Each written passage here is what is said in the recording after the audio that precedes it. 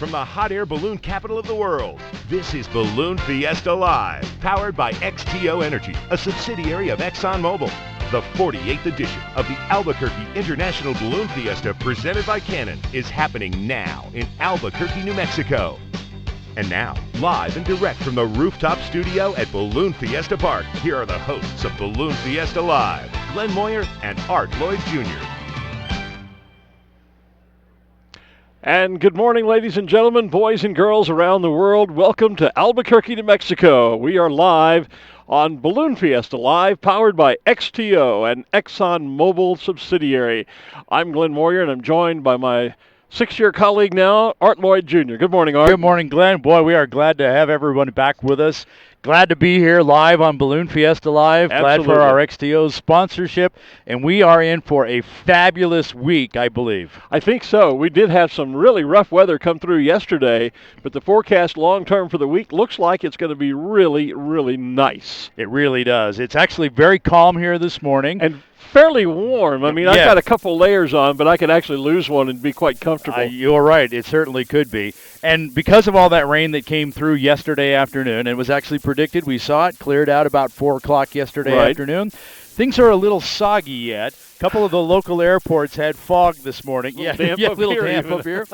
So with the airports, the Albuquerque Airport, the one on the west side, Double Eagle Airport, for those of you who are familiar with that, reporting some fog this morning. No real fog here, but there are some very low-lying clouds that kind of come in and out a little bit this morning, which may delay us just a little bit on some things this morning. But from a wind-wise and everything else, should be a fabulous day for flying here at the Balloon Fiesta. Yeah, I think so. I noticed when I arrived in the parking lot about the car park, for those of you across the ocean, about 4 a.m. this morning. It wasn't long as I tilted the seat back and kind of took a little bit of a nap that I noticed my windshield had frosted over, so I could tell there was some dampness in the air. Right. But that will disappear as soon as the sun comes up over the Sandias a little later this morning, well, we hope it does. As it will. Yeah. Hey, so we're going to do a couple of things different with Balloon Fiesta Live this year. Probably wise to talk about. Is that we're going to start at a regular set time each morning at 6 a.m. as we've done. Yes. And our evening broadcast will start at 6:30 p.m. Right. So basically 12 hours apart. If you convert that to UTC, it's like 000 UTC in the morning and 0030 UTC or Zulu or Greenwich Mean. Or British summertime or whatever it may be. Whatever that is. So I know Ina Vanderkratz, our good friend over in Holland, is already watching. She sent me a message on my phone saying, we're ready, we're watching, we're waiting. And I said, well, we're just a few minutes away from going live. And it's 1 o'clock in the afternoon where she is, because I did the time conversion for her. Yeah, so she's at home watching over lunch. Hi, Ina. We're here at dark 30 in the morning. So hi, Ina. Nice to have you with us. So, yes, that's the first thing. We will be on at that set time of 0600 here, Mountain Daylight Time. Right. You can do the conversion for whatever time zone goes for there. That way, you know what's happening as soon as it's happening. In the past, we've kind of delayed until we knew what was going on. Right. And that's a holdover from our public announce days. Well, now we're really into the broadcast days. Right. And so we will be here. And even if the event ends up being canceled or washed out or something like that, which does not look to be the case this week as far out as I can look. Yeah, I don't think we're going to get any days off this week. I don't think so. But if something were to happen along those lines, we'll still come on at our scheduled time. We'll tell you what the game plan is. It may be a short show so that we don't just bore you for 3.5 hours. But at least if you log on. You'll see that, yes. Excuse me, I should use the cough button. If you log on, you don't have to sit there, look at a slide, and wonder, well, where are they? Are they ever going to? Yeah. Is it me? Is it not refreshed? Right. Am I not seeing the feed? What's happening? So this way, you'll at least be updated all the time to know if for some reason we're not going. You'll know that. You'll know that, yeah. And if you tuned in an hour later after we started, you'd at least be able to go back and see the replay of that short show. Yeah. But, yes, plan on joining us at 6 o'clock every morning, 6:30 every evening. Again, that's Mountain Time. We'll let you deal with the time zone conversion. Yeah, you can figure that out yourself. I could transfer it to the UK. I just back from a month over there, but other than that, I'm lost.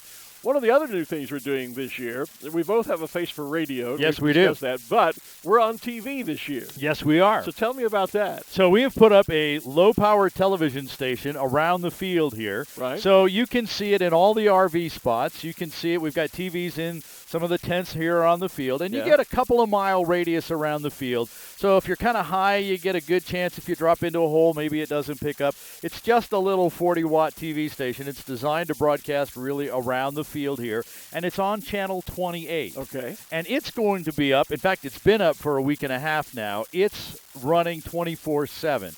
So it, of course, will carry our live broadcasts at 6 and 6:30. Right. As well as when we're off the air, we're going to go ahead and replay the shows and give you some of the other information that we've been playing on the video walls here for years. So you'll get some fun facts about Balloon Fiesta and about ballooning, all those other kinds of things. And there'll be a few sponsor messages thrown in there as well, as there always is in these days, this day and time. Speaking of which, Balloon Fiesta Live is powered by XTO, an ExxonMobil subsidiary. We are sponsored this year. We are. They have joined the sponsorship family here at Balloon Fiesta.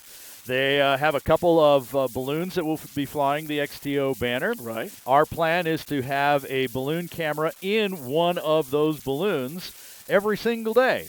So we'll switch balloons because they've got a couple of them, but our plan is to be able to have that balloon shot. We attempted to do some of that stuff last year and had some technical difficulties, but I think we've got that worked out this year. And some of it wasn't even technical. It was logistical issues, actually, last year. But we have that. I think we have that worked out this year, so we have that. We've adjusted our camera locations for this year as well. So we do have cameras on the ground, and we'll have cameras in the air as well. Yes. Yep. And we're seeing that's actually one of our mobile cameras from the ground now. It used to kind of be tethered, if you will, to one spot, but now it's able to move anywhere we need it to move. So our game plan is to move it around wherever we need it. On competition days, we plan to take that camera actually into the target area. That's right. And I'm going to go down there with it and be at the target. So I'll be anchoring from here on the set. You'll be down at the target. So we'll really be showing people a view of competition they've not seen here before, especially on Balloon Fiesta Live. And with me being down in there, I'll be able to identify the balloons quicker as they come in. Right. That's the game plan, hopefully, and be able to talk about that and get even a better view of competition than we've had in the past. Just don't forget to duck when they start throwing the baggies. That's it. Well, I spent a few years as a scoring official here at Balloon Fiesta, and so I'm pretty good about watching for those. But you know, when a couple hundred of them or even 15 of them come at you at the same time, it can get crazy out there. It does. Especially if you have one of those days where the wind is nice and calm. And it's like watching a parade, and they're just coming by like float after float after float. And there's a bulk of them that come in literally kissing each other. We call it, when two balloons touch envelopes, we call that a kiss in the sport. And sometimes there could be a cluster. I've seen that at the World Championships. Yes. There'll be a cluster of 15, 20 balloons moving together as one in formation. And when they're all throwing markers, it can get busy down there. When that's happening, you just back away from the center of the X and you let them all come. Yeah. You don't have to have them all measured by the time the target closes. Right. And I've been out there for an hour, hour and a half after the target closes, still measuring, because there's this pile of baggies right there on top of the X there. So, and the other part is the light and variable stuff, which we could see a lot of that. So now you got people coming in from different directions and all that other stuff. It's kind of And the other good news for folks that will be attending here live in Albuquerque is that the temperatures, thank you, look much warmer. I heard one of the local weather guys saying it was normal temperatures. Well, to me, it's actually a little bit warmer than usual because, as you know, from our years here on the tower, now in the rooftop studio, it can get cold up here. Yes, it can. And actually, it's quite mild. Compared to what I've seen in past Fiestas. Really, we don't see any freezing temperatures all week long. Nope. Later toward the week, it may dip into the 40s, but generally, I mean, this morning when I got up, it was like 60 degrees. It's a little cooler now, just before sunrise. But so the temperatures are going to be quite a bit warmer than maybe what people are used to if you're a veteran spectator here at Balloon Fiesta. So the shot we're seeing right now is one of our new camera locations. So we have a camera all the way out on the far north end looking back towards us. Those lights you see kind of in the upper left-hand corner, that's where we are. Oh, that's right. That's where we are because that camera's looking. That's down near the entrance to propane in the north exactly. parking area. This is from the very far, it was from the very far north end there looking back this way. So sometimes we have some shapes and some balloons out there, and we never see them. Right. Because the balloons at this end kind of get in the way of our shot. That's brilliant because we can't see. Once the balloons stand up on the south end where we are, we can't see what's happening at the north end of the park. That's brilliant. Now we have a camera all the way down at the other end to be able to show us what's going on there. We're seeing some of the signs in the roads because shooting up in the air would just be black. That's a great shot there. You can actually... That's us. You can actually see us. That blob of white, we're waving at you. You can't tell that. Yeah, it's kind of right there between the second blob of light and the cannon tent right there. That's us right there. Yeah, that's the rooftop studio right on top of the what is Sponsor Hospitality. We had a shot of that just a few moments ago. We should mention, of course. Look at that shot as they just kind of pan all the way back. You start to see how big that field is. And it is a big field. We were talking about that just the other day.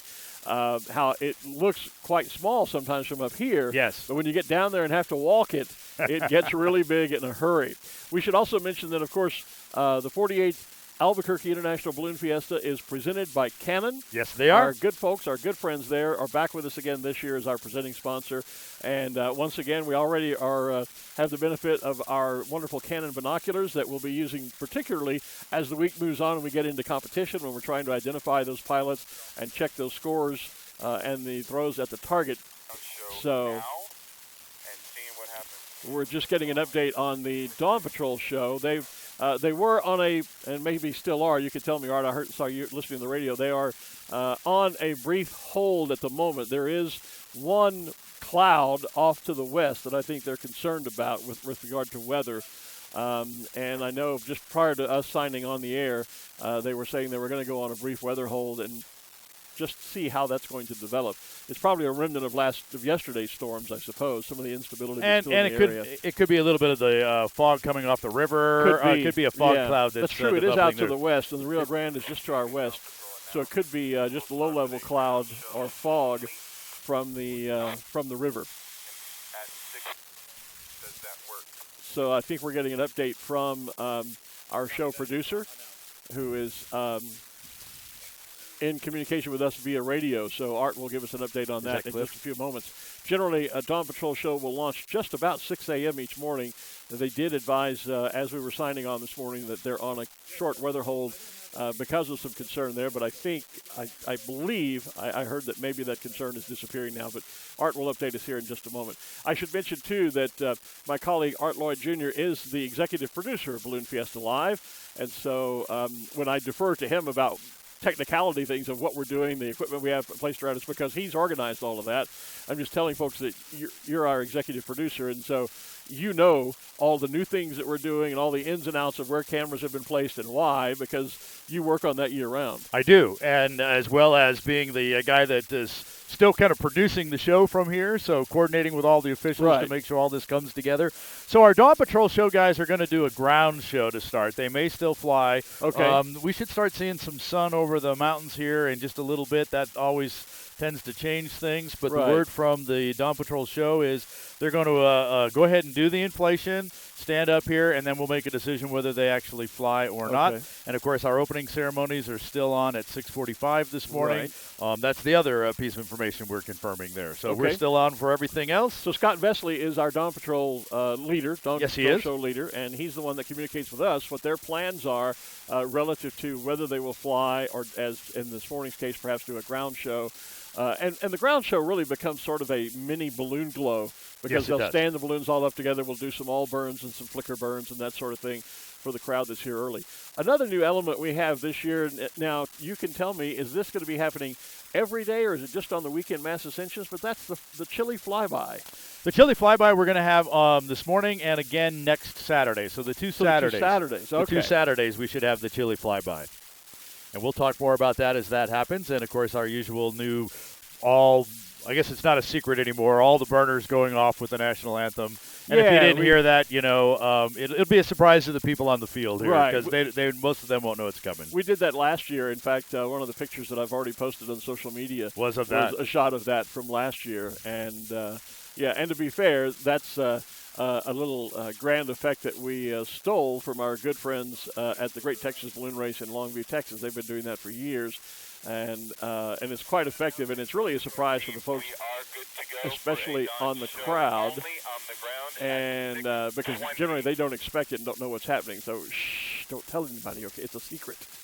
What you're seeing on the screen now is a view from up on the rooftop studio looking down to Sponsor Hospitality, which is just below us here at the south end of the field near the main south entrance.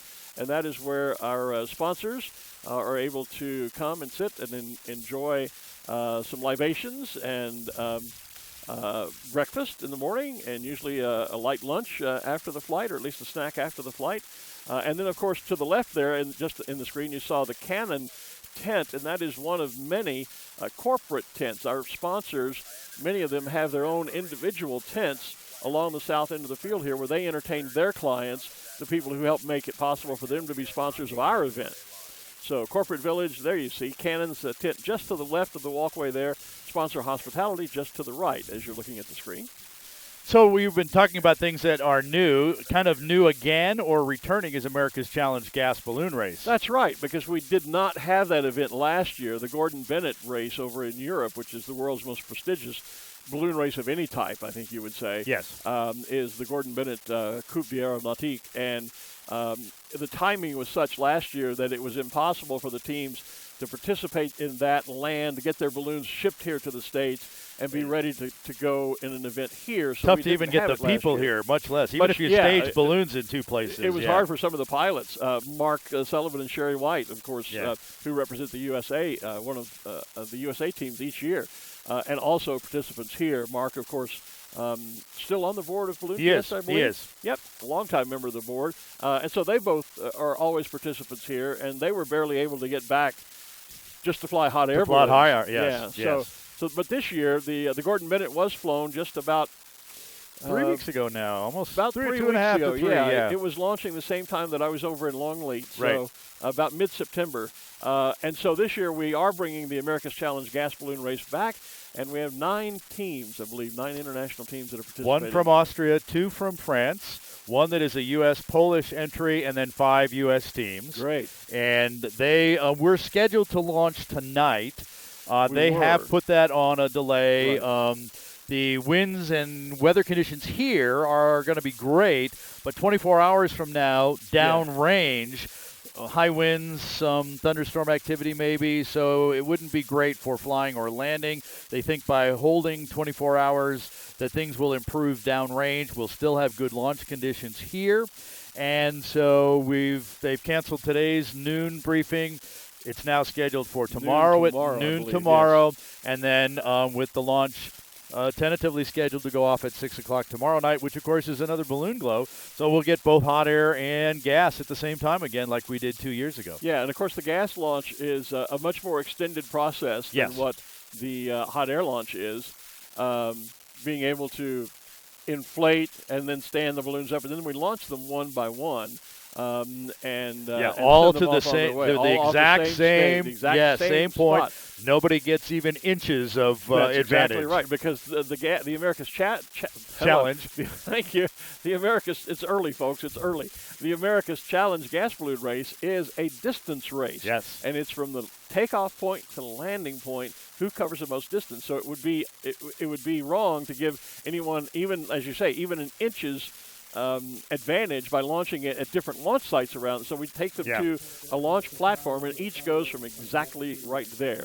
So what we're seeing there is our balloon meister, Henry Rosenbaum. This is pilot's briefing. So our camera is up on top the pilot's briefing tower with them. You can see down to the lower right there. That's all the pilots out there almost see a flood of faces down there. Yeah, you can almost see them there. But that's Henry giving them their briefings this morning. Henry was the chief safety official the last few years. He has been promoted to the balloon meister, the guy who's in charge of. There's a good shot of all the pilots. There's a good shot of all the pilots down below. So they are. Two of them anyway. Well, they kind of blend off into the darkness and off to the sides. We have over 528 balloons registered, I believe. Actually, it's more like 550, and there's another 80 balloons that have brought a second or third pilot. Ah. So there's a number of additional pilots. So we probably have close to 700 pilots. Yeah. And like I said, 550, 560, depending on how you count the balloons. And they're all required to attend pilot briefings. Yes, they are. That is an every absolute single requirement morning. every morning, so that they get complete, up-to-date information with regard to weather and any the day's activities, anything that's that are going on. changed. Exactly. Right. That is and exactly right. We have. I think I heard the number 104 special shapes that are attending this year. 104. There's a number of them that are returning that have not been here in the past. Some old favorites. There are some that maybe haven't been here for a while or coming back. Right. There's always a few new ones in the mix. There's always a few. We'll see those on Thursday and Friday. And all but 17 of those 104 will be here the entire week. Oh, Only great. 17 Great. are going to be here just for the special shape days on Thursday and Friday. The rodeos in the morning and the Glowdeos in the evening. Okay. All right, so we are getting the word from Scott Vesley, our Dawn Patrol team leader out there, that it is 6:20 and it is time for Fans On for our Dawn Patrol show. And with that, Mr. Glenn, I'm going to let you take over here for a bit to get us through the show. Okay, Art. Well, thank you very much. And again, good morning and welcome, ladies and gentlemen, to the 48th Albuquerque International Balloon Fiesta, and this, the 24th edition of the Dawn Patrol Show, which is brought to you by the Route 66 Casino Hotel and RV Park. You'll have to bear with me on this because I've got to talk to the pilots through this little radio. The Albuquerque International Balloon Fiesta is by far the most highly recognized balloon event in the world. It began here 47 years ago to celebrate the 50th anniversary of radio station 770 KOB, now known as KKOB. That little gathering of 13 balloons blossomed into what you're going to be enjoying here today. Very soon, we'll hear as each of our Dawn Patrol show pilots reports that they are cold-packed and ready. This means that each of the aircraft is full of cold air being forced into the balloon by a gasoline-powered fan, and that the pilot is at his or her burner ready to turn on the fire and hot inflate. Now, once upright, the balloons will perform something of a mini glow for us this morning, lighting up their burners and giving you a great photo opportunity. That'll happen very soon. Following that, they typically would rise into the pre-dawn skies and show us the way in what direction the winds will take all of our balloons later today in the mass ascension. But as you've heard, because of some weather concern, at the moment we're going to do just a ground show. There on the monitor, you can see the balloons beginning to cold inflate now as the balloons are taking shape. So stand by for the hot inflation of the Route 66 Casino Hotel and Dawn RV Park Dawn Patrol show.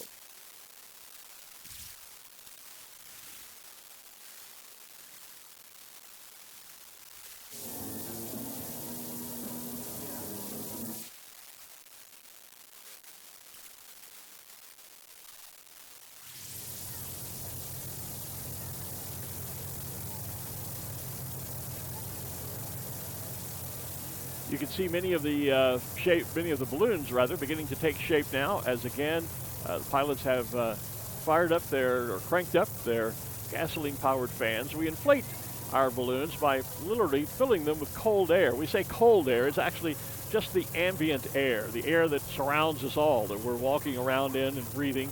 And all we're doing, just like you use a fan to perhaps cool a room, just by moving the air around, the pilots are using gasoline-powered fans to simply blow air into what is a big fabric bag. That's the envelope of the balloon system. And you can see as that happens, they become great big round orbs as they take shape. And the object for the pilots is simply to fill the envelope as tightly packed as they can with cold air or ambient air. And at that point, then the pilot will climb into the basket, light off the propane-fueled balloon burners, and then heat the air inside. Hot air ballooning is just that. It's hot air. We get our lift from the heat of the air that's trapped inside the envelope. As you may have learned at some point in your schooling, hot air rises and cold air stays close to the ground. So as you heat the air that's now trapped inside that fabric envelope, that air, it expands as hot air does, and as it expands, it also becomes lighter than the air around it, and thus it stands the balloon up. It begins to lift. It creates lift and literally will pick the balloon up and stand it upright. We'll start to see that in a few moments. Once the pilots all report in, they're cold packed and ready, then we'll give the command for them to start turning on the propane burners and putting a little heat into the envelopes. So that's the process. It's really quite simple. You fill the balloon up with air, you heat the air, the balloon stands up, and away you go. You can see that's one of the great vantage points that we have from, and some of the pilots, I hear the first one just now calling in cold packed and ready. There's the Krispy Kreme balloon. You can just notice the logo on the side of that, the banner.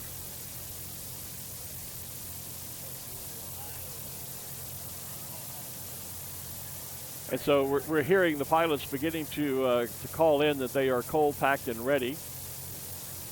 And as soon as we get word from our Dawn Patrol show leader that they are all cold packed and ready, then we will give the command for them to begin the hot inflation, and that will really kind of start the show this morning. There's a nice shot where you can see the balloons even in the darkness as they are coming to life. You can also see in that shot behind the balloons, you see that orange and white tall cone. Need additional time. That is something we added a few years ago. Those are markers around the balloon field that mark 75 feet by FAA regulation when balloons are flying into the park.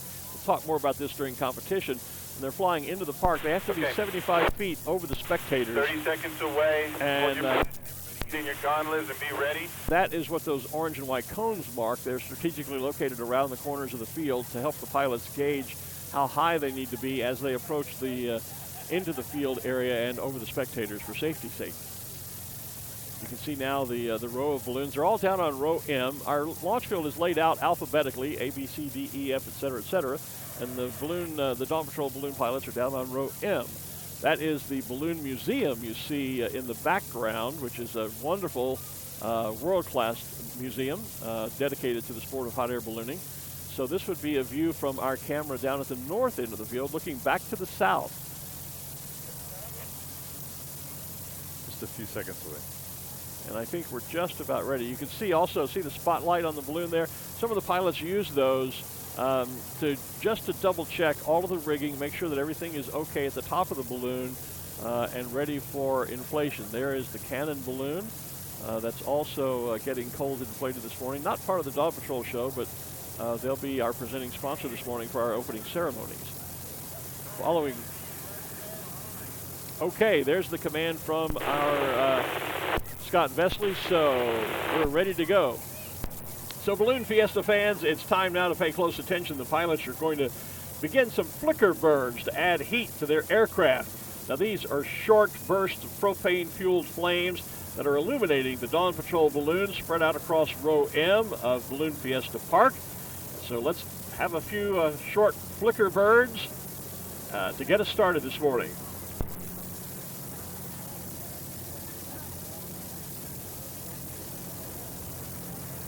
You can see how the burners light up or glow, make the envelope glow as the pilots begin to activate those burners.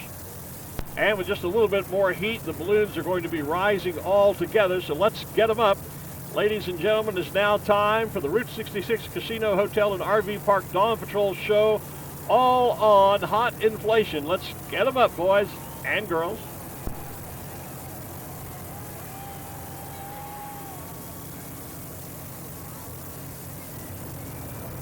That's a beautiful sight on camera there. It is.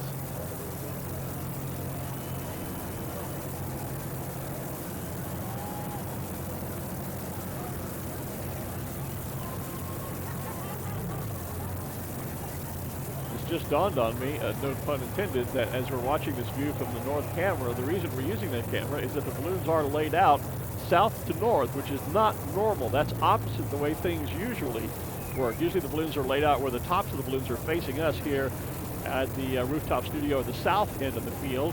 So we're actually doing things. So having the camera is really kind of nice this morning because we're seeing things from a different view than what we normally are used to.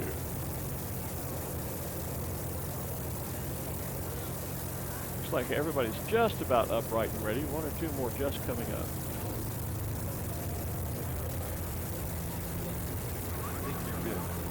All right, Dawn Patrol fans, it's time for you now to join our show. We'd like for you to lend your vocal cords to ours, and also some good positive energy this morning to help count down the Dawn Patrol for our first all burn of the year. First one of this 48th Balloon Fiesta. So let's do an all burn, pilots, and we'll do it in 10, 9, 8, 7, 6, 5, 4, 3, 2, 1. All burn Dawn Patrol.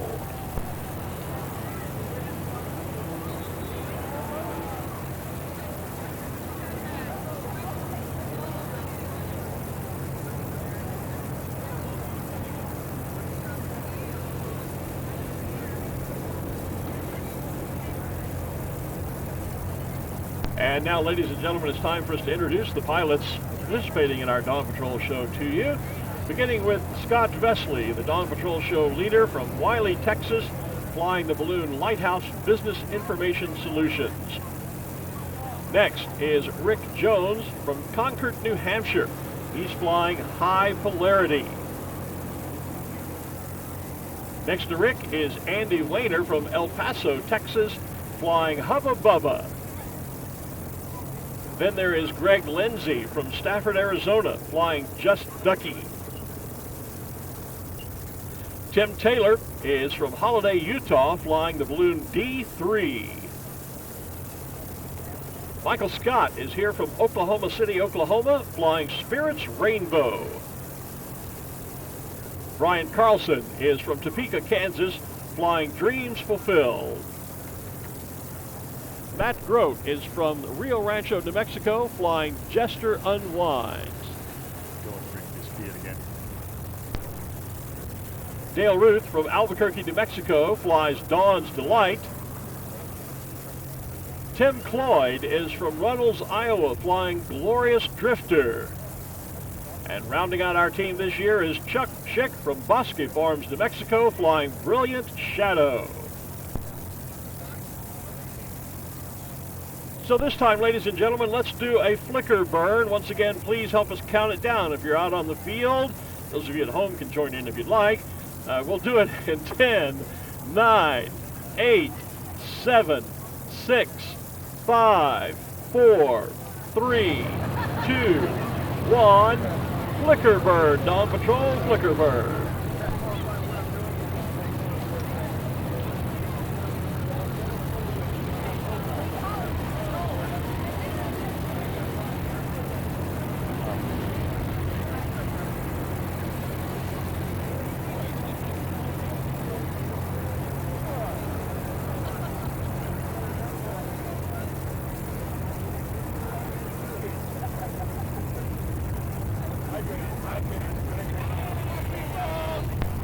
Okay, since we're doing just a ground show this morning, let's do another all burn, Dawn Patrol.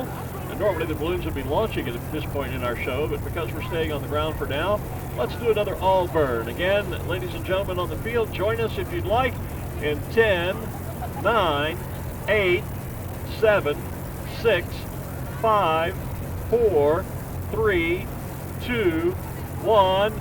All burn, Dawn Patrol.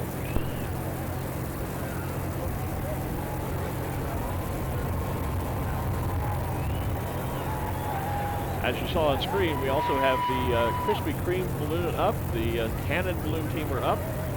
Following the Dawn Patrol show, we have a little mini glow again in the mornings, which is sponsored by Krispy Kreme. We're going to have them join in with us here in just a few moments, since the Dawn Patrol guys are staying on that's the Krispy Kreme balloon glowing there, just to the far right of the monitor.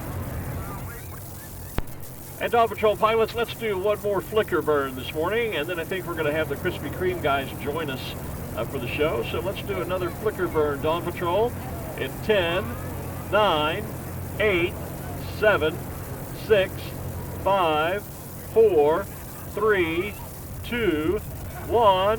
Flicker burn, Dawn Patrol, flicker burn.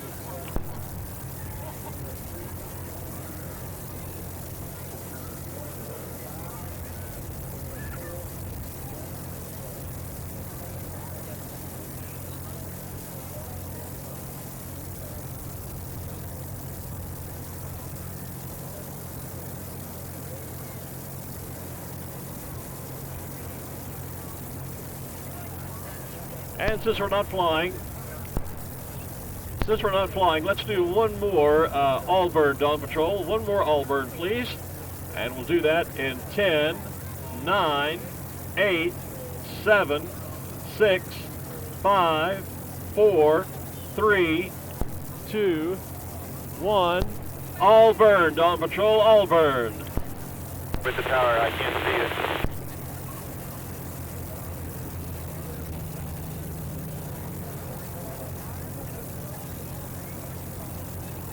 Well, I thought we were doing an all burn, but it looks like we're doing flicker burns instead. It may be that Scott's calling some shots down there on the field to the radio, by radio to the pilots as well. So, but that's okay. It's all good. So Art Lloyd Jr. is going to join me back now that we're basically normally, as I said, normally the Dawn Patrol team would launch one by one, and we'd be doing some all burns and flicker burns. Scott Vesley calls up by radio. There you can hear him That wants to go, doesn't have a problem with these. And but so normally that would be happening up in the air, but Right. that isn't happening this morning, and because they're staying on the ground for now because of some issue with weather.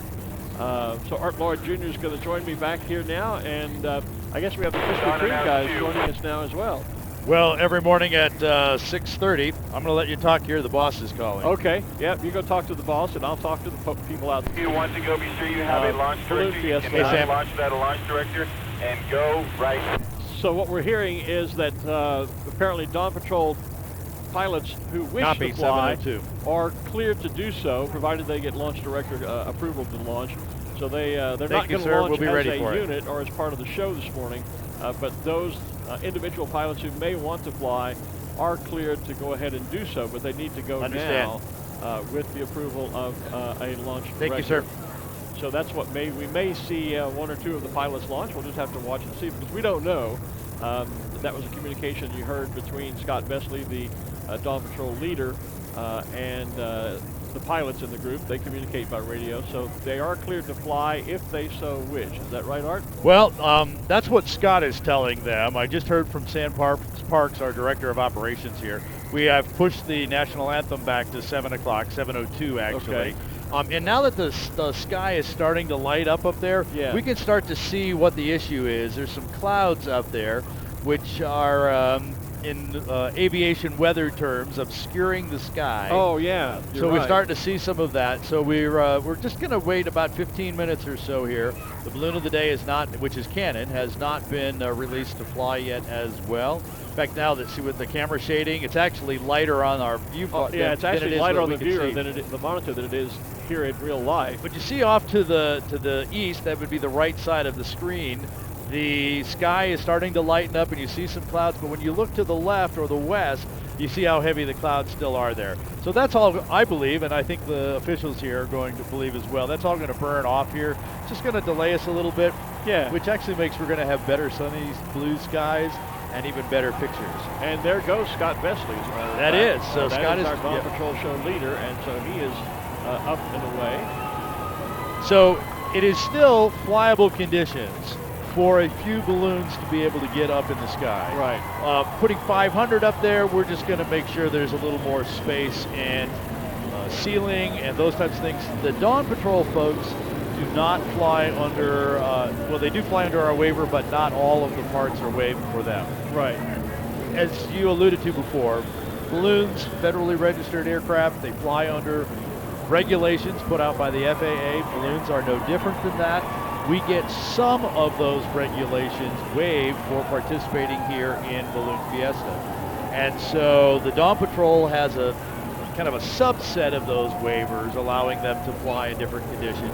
Because it is not sunrise yet, they need to have their marker lights on. That's right. And that's what you saw. You can see can it on see the one bottom of that twinkling balloon. right We there saw it on underneath the Scott's basket. balloon. Yeah. The flashing light, there's a great view. look at it. At 346. And I should tell you that the monitors are deceptively bright, although we do have bright television lights in our eyes, but even when I shade those lights, it's still quite dark out there. It's not nearly as light as it appears to be on the camera. That's just the magic of the wonderful video capabilities that cameras have these days. It is still quite dark here. And Well, I just checked. Sunrise is actually at Dawn Patrol 7:04. team, all burn. So So that's still almost another 30 minutes away. Yeah, almost. So Yeah. that's why it's taking a little longer here. And you can hear perhaps Scott Vesely calling a Dawn Patrol Allburn via radio. All of the pilots are in communication by radio, and we're monitoring We're on that at radio 702 as well. And once typically when the balloons get into the air, then 7 o'clock. the calling of the National birds, anthem as at it 7. were, or the glows, is left to Scott Vesely, and he makes those calls via Flyover at radio. 702. Okay, So thank you. they, those are the communications you're hearing in the background, with some of the teams still on the ground and a few of them choosing to fly this morning. There's a great shot. You can see those navigation lights. Yeah. Those are required by the FAA. Yeah, I've never quite really understood that though, because the lights hang below the balloon, and when you hit the burner, the whole thing lights up. It's pretty hard to miss it. But you But you when can you're not- fly for 20, 30, 40 seconds. You're not or on the longer. burner all the time. Right. I understand, but I've always wondered why we don't have a light that's attached to the crown of the balloon, though, one at the top and one below the basket. To me, that just makes more sense, but, you know, who am I to argue with the FAA? Well, it does give you obviously a marker deal. The bigger thing about flying in the dark is you can't see the ground. That's or true. the obstacles on the ground. And that's a real concern for pilots who fly Dawn Patrol. These are particularly maybe adventurous men and women who choose to do this. I've flown a Dawn Patrol once as a second pilot with my good friend Johnny Lewis years ago up in Danville, Illinois. We actually had at the balloon event there in Danville, Illinois, that we actually ran for a couple of years a Dawn Patrol competition where we launched as a Dawn Patrol team and had to fly to a target, which was quite fun. And I got to fly with Johnny Lewis once doing that. I actually flew with Scott Vesely, who's we've talked about being our got to fly one of those off here as well. But it's but Dawn Patrol is an entirely different type of flying. You launch while it is still dark, pre-sunrise, and believe me, it is much darker than what that picture looks like on the camera. Yes. And or on the monitor. And you have to fly through the sunrise. We don't have landing lights or instruments that tell us necessarily where it's safe to land when it's dark. You have to be able to visually see all of that. We fly under visual flight rules. And so a Dawn Patrol team, when you launch, you pretty much commit that you're going to fly through the sunrise so that you can eventually see the ground and then land safely. So that's a concern that you have to always keep in mind. You have some capability to land in an emergency, of course, in the dark. It's been done. But that's not what the plan is. The plan is always to fly through sunrise. And sunrise is still quite a ways away. So lots of things happening in the sky and on the ground here. So we have balloons inflating and standing on the balloon. This is part of our Dawn Patrol show, folks on the ground, part of our Krispy Kremes. Our balloon of the day cannon is standing up. Right. The balloons are being told to stay at 500 feet above the ground or lower because at 7:02 we're going to have our flyby and the national anthem at 7. So that's the chilly flyby we were talking about earlier. Yes, with our national anthem, the balloon of the day will go off. It's just we're just creeping up on those, and now I see the Fiesta balloon is standing up. The Balloon Fiesta balloon is standing up as well. The Fiesta balloon is flown throughout the week by members of the board of directors. And Dick Rice is up today. He's actually flying with New Mexico Supreme Court Chief Justice Judy Nakamura. And she usually flies that on the first weekend. She had some shoulder surgery, so she and Dick are flying.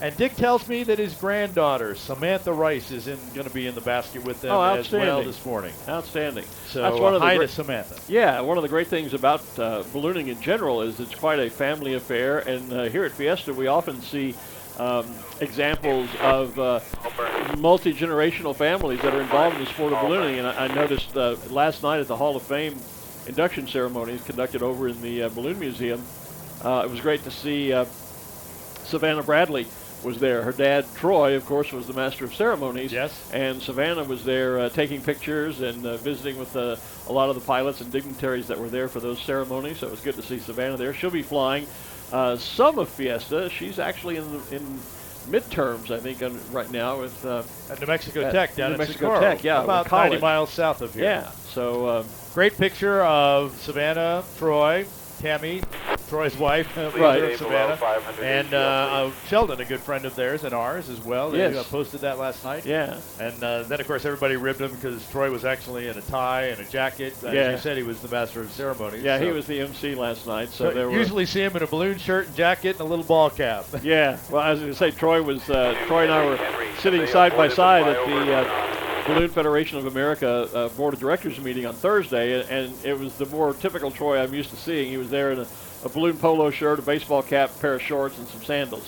So that's the Troy I'm used to seeing. Yes. I'm not used to seeing him in a suit And and anything tie. else, that's it. Can we, hey, in the truck, can we take the radio out from underneath us now? It's getting to be a little bit cumbersome, if you don't mind. Thank you. So there are even some clouds now up over the Sandias, Art. If you look to the east, we can see the sky. Just some low-level stuff, nothing thick or anything. I don't think it's an issue. But, But that is exactly what is the issue this morning. Is whether we'll see a low layer of scud cloud move in. Is that the concern? If that builds in on us, Yeah. yes, because it's below the top of the mountains. Well, and as you look, if you look through the building next to it, through the glass, you can see it does stretch a bit across the whole crest of the sand. Well, of course, look at the monitor, dummy. Duh. There's the shot we're talking about. We do have cameras. Yeah. Yeah, you can see there is some cloud cover, and so the concern apparently is whether or not that cloud cover is going to thicken into a layer at low level that might prohibit us from getting a bunch of balloons in the air today. And of course, it should burn off. The moisture is really. The system with the moisture has definitely moved on, so this is just residual. Yeah. And it just needs to burn off, evaporate out. Well, one of two things will happen. Either that will happen, the sun will come up, and it will it will heat the earth, and that little bit of moisture will dissipate, and those clouds will go away. Or if there is enough leftover moisture, then the sun will actually cause condensation and will increase the cloud formation. And so that's where we're at. It's kind of like being on the horns of a dilemma. There you go. You know, it could go one way or the other, or a two-edged sword, if you will. So we just have to wait and see. Once the sun gets up and we see that heating of the earth begin to take effect, will it burn off the clouds, or will it in fact spawn the development of more cloud cover? I think the good news, though, as you can see in the flags in our shot here, there is a little bit of breeze coming from the south to the north. We actually saw that with the Dawn Patrol balloons taking off as well. So, of course, as with a little bit of breeze, that will keep that fog and that condensation from hanging here. That's true. And it should help push it on and move it out, kind of give us a little more mixing of the atmosphere. Mm-hmm. So that will hopefully prevent that condensation and that you were talking about. A minute ago, we saw a balloon actually getting set up there. That was one of our mobile cameras. That is our XTO balloon as time flies. That will be giving us hopefully aerial views. Aerial of the shots if we today. get that. So they are getting ready. They're actually just right off the front of our stage here. So we'll be able to watch them in person and online. So Tristan is getting and his crew getting ready to go there, and our camera is there for it. And what we have happening on the field right now is kind of a mixture. We have some of the Dawn Patrol team still on the ground. We also have the Krispy Kreme Morning Mini Glow on the field, with those balloons stood up and glowing. So time maybe to give one quick final shout out to the sponsor of our Dawn Patrol show, which is Route 66 Casino Hotel and RV Park. And we thank them for being a part of Fiesta for many years now, as sponsored this year our 24th annual Dawn Patrol show. Hard to believe it's been 24 years, but then hard to believe this is my 30th year here. It is. Jeez. So the Krispy Kreme glow, a way to show people what a balloon glow looks like with a limited number of balloons. Because we do these big glows with hundreds of balloons. Those in are the our evenings. evening activities, right? So a little mini glow here, sponsored by Krispy Kreme Donuts, which then lends itself to having a baker's dozen of balloons. Now, because we have the Fiesta balloon and the Cannon balloon and some Dawn Patrol balloons set up, if you count, there's more than a baker's dozen out there at the moment. But that's the idea of that. And it also coincides with the fact that back in 1972, the first time we put balloons together, we would call it the first Balloon Fiesta. Right. There were 13 original pilots. 13 That's right. original balloons. Yeah. So now we're seeing more of the this process. is our balloon This team. is ours, right? Yeah. What they're doing right now, as you see, that's the envelope. That's the big fabric bag that holds all the air. I don't mean to be, I'm not dissing ballooning by any means by calling it a fabric bag. That's what it is. It's a big bag of typically ripstop nylon or ripstop polyester fabric and it's stored in essentially a big duffel bag is the best way to describe it. And when you're ready to go fly, you pull the envelope out of its bag, out of its storage bag, and you attach it to the basket and burners.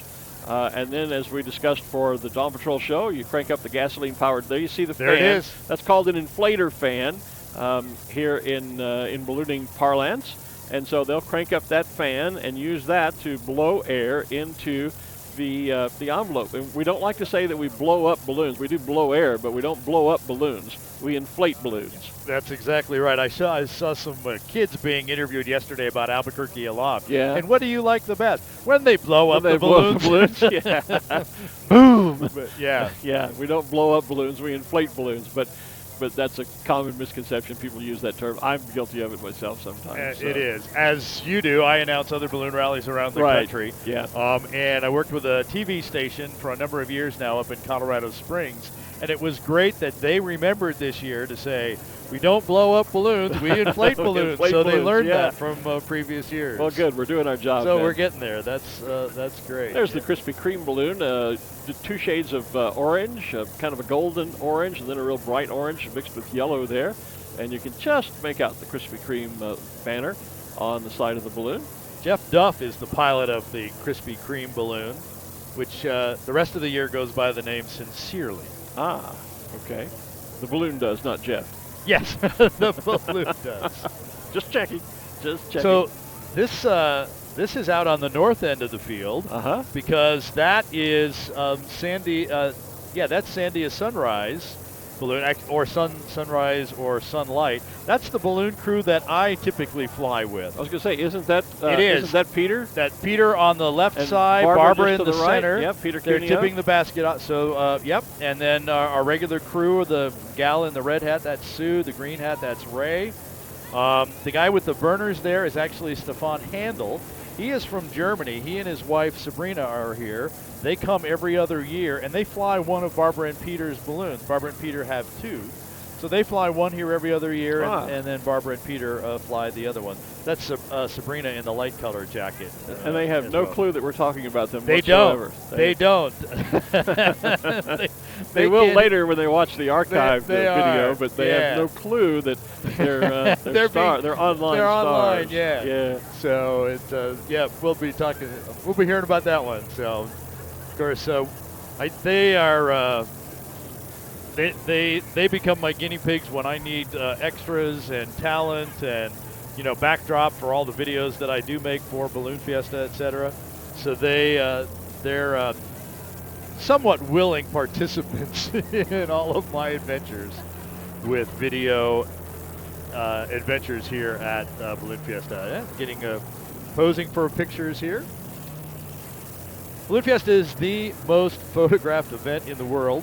That used to be very easy to be able to tell because all that film had to be processed, and it was processed by folks like Kodak and all those guys. Now, of course, it's all digital, but with hashtags and just the way, even the lights we saw from the cameras during Dawn Patrol show this morning, you can see, as I told people, there's 80,000 people out here. Everybody's got a camera, and away we go. So I was just logging into. We are online, of course, on balloonfiesta.com. Yes. There's a link you can find us. But you can also see the show on Balloon Fiesta's Facebook page. And so I was just logging on to that, and because I know sometimes we can see comments and interact with folks around the world watching us. But now you work for Apple. So how do I turn my comments on here? Because I don't see comments at the moment. I think you have the video full screen, so you have to get the video out of full screen. Oh, well, okay. So upper left. Yep, I do that. And so now comments should be. Throw that over there. And just because I work for a computer company doesn't mean I know how to. Probably say turn on chat. Yeah. Does that probably make a difference? That may be the one. I haven't. Because I know a lot of times we have some great comments from folks around the world who are watching us, and it's fun to interact with them sometimes. So we're getting a great shot of them hooking up the burners and the frames here. Some additional ties there. The entire burner on that stainless steel metal piece. Then there are these fiberglass rods that pull down from there. That's the hoses that will go down to the propane tanks, hooking up the suspension cables through those carabiners. Those cables are actually what carries the weight. That's going to go all the way down to the bottom of the basket. They will connect the envelope to the other side, to another carabiner to the other side of that as well. And then the burner frame is just kind of in the middle there, so it kind of floats in there, if you will. It doesn't really move up and down because of those rigid uprights, but in effect, it's just it's in the system there. I think maybe the reason I'm not seeing comments is I'm not sure that I'm online. That could be with Wi-Fi on my iPad, but I just checked on my iPhone here and see a Twitter message from my good friend Michael Buckle, who says, another year, another Saturday watching Glen Moyer One's live coverage of Balloon Fiesta. And Michael is on the staff of Exclusive Ballooning, who are the organizers of the Longleat Sky Safari and the Lord Mayor's Balloon Regatta over in London, and I work with Michael every year at Longleat. And so, hi, Michael. Nice to know that you're watching us. And so I'll have to get online Wi-Fi, but we have over 700 odd active viewers on Facebook, and another 400 or 500 on the YouTube channel. Right. So more than 1,000 people already tuning in and watching us. Hey, last year we hit 1 million views by the end of the 9 days. We did. And then, of course, because the shows are archived, those views continue to be registered. We ended up at something around the order of about 1.2 million people tuning in either on Facebook or YouTube last year to tune in. And so we're looking to see if that goes a little higher. We certainly appreciate those shares. And because we're going to be coming on the air at a set time, 6 o'clock in the morning, 6:30 for our evening shows, hopefully you'll be able to tune in and just kind of set your calendars and tune in and join us for all 9 days. Yeah, well, actually, I am online. I'm on Wi-Fi on the iPad, but we'll check it here in a minute. Still not getting comments. But anyway, if you're out there, we appreciate your watching, and we'll try to figure that out at some point. So our officials are starting to gather on the official tower just across from us. And so that is a good sign as we continue to move closer to our 7 o'clock national anthem. And the hopefully the release of the balloon of the day.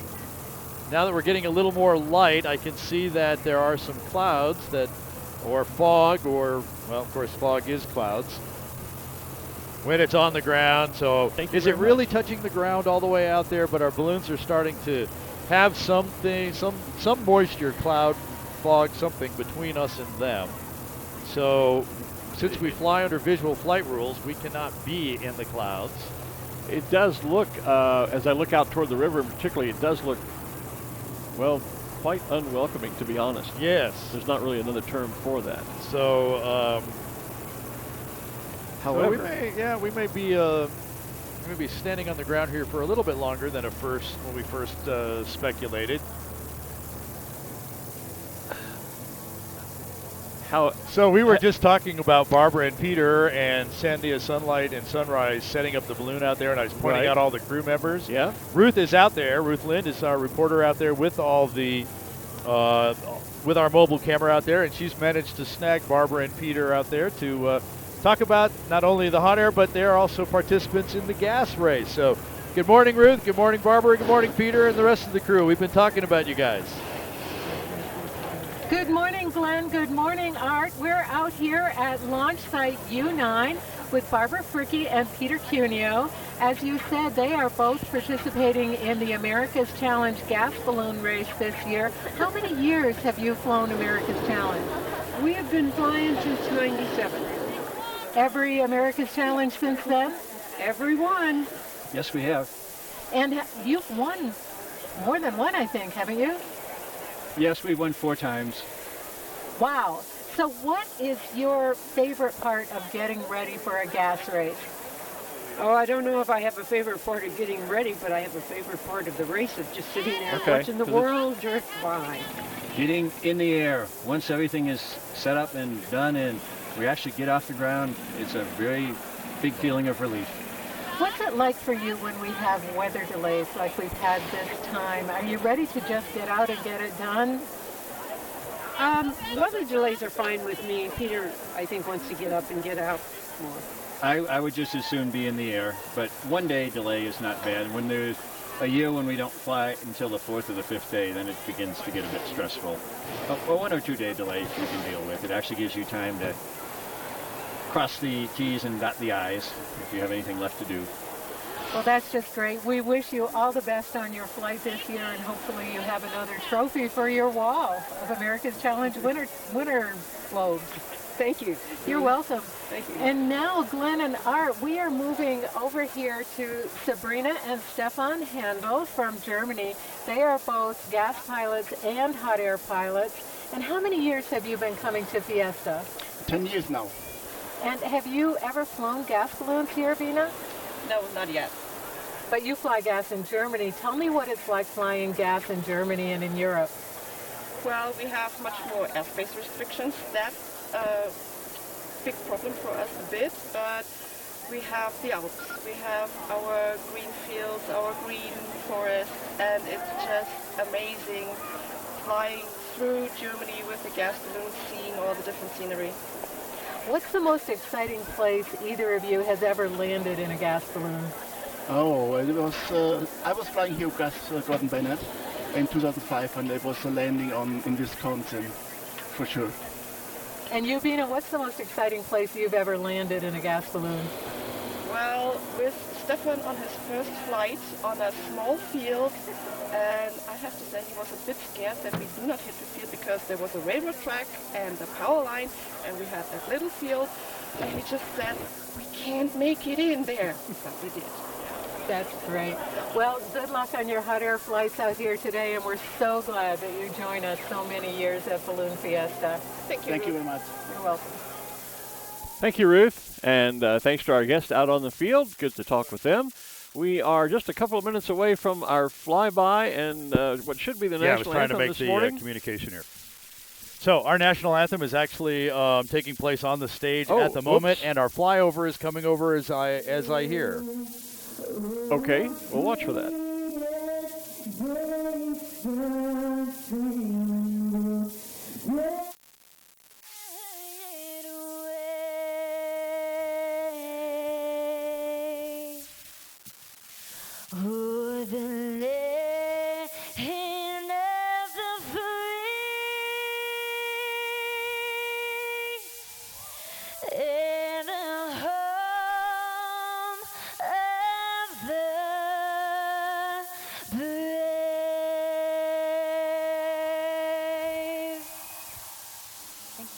Wow, look at that. There's the Allburn.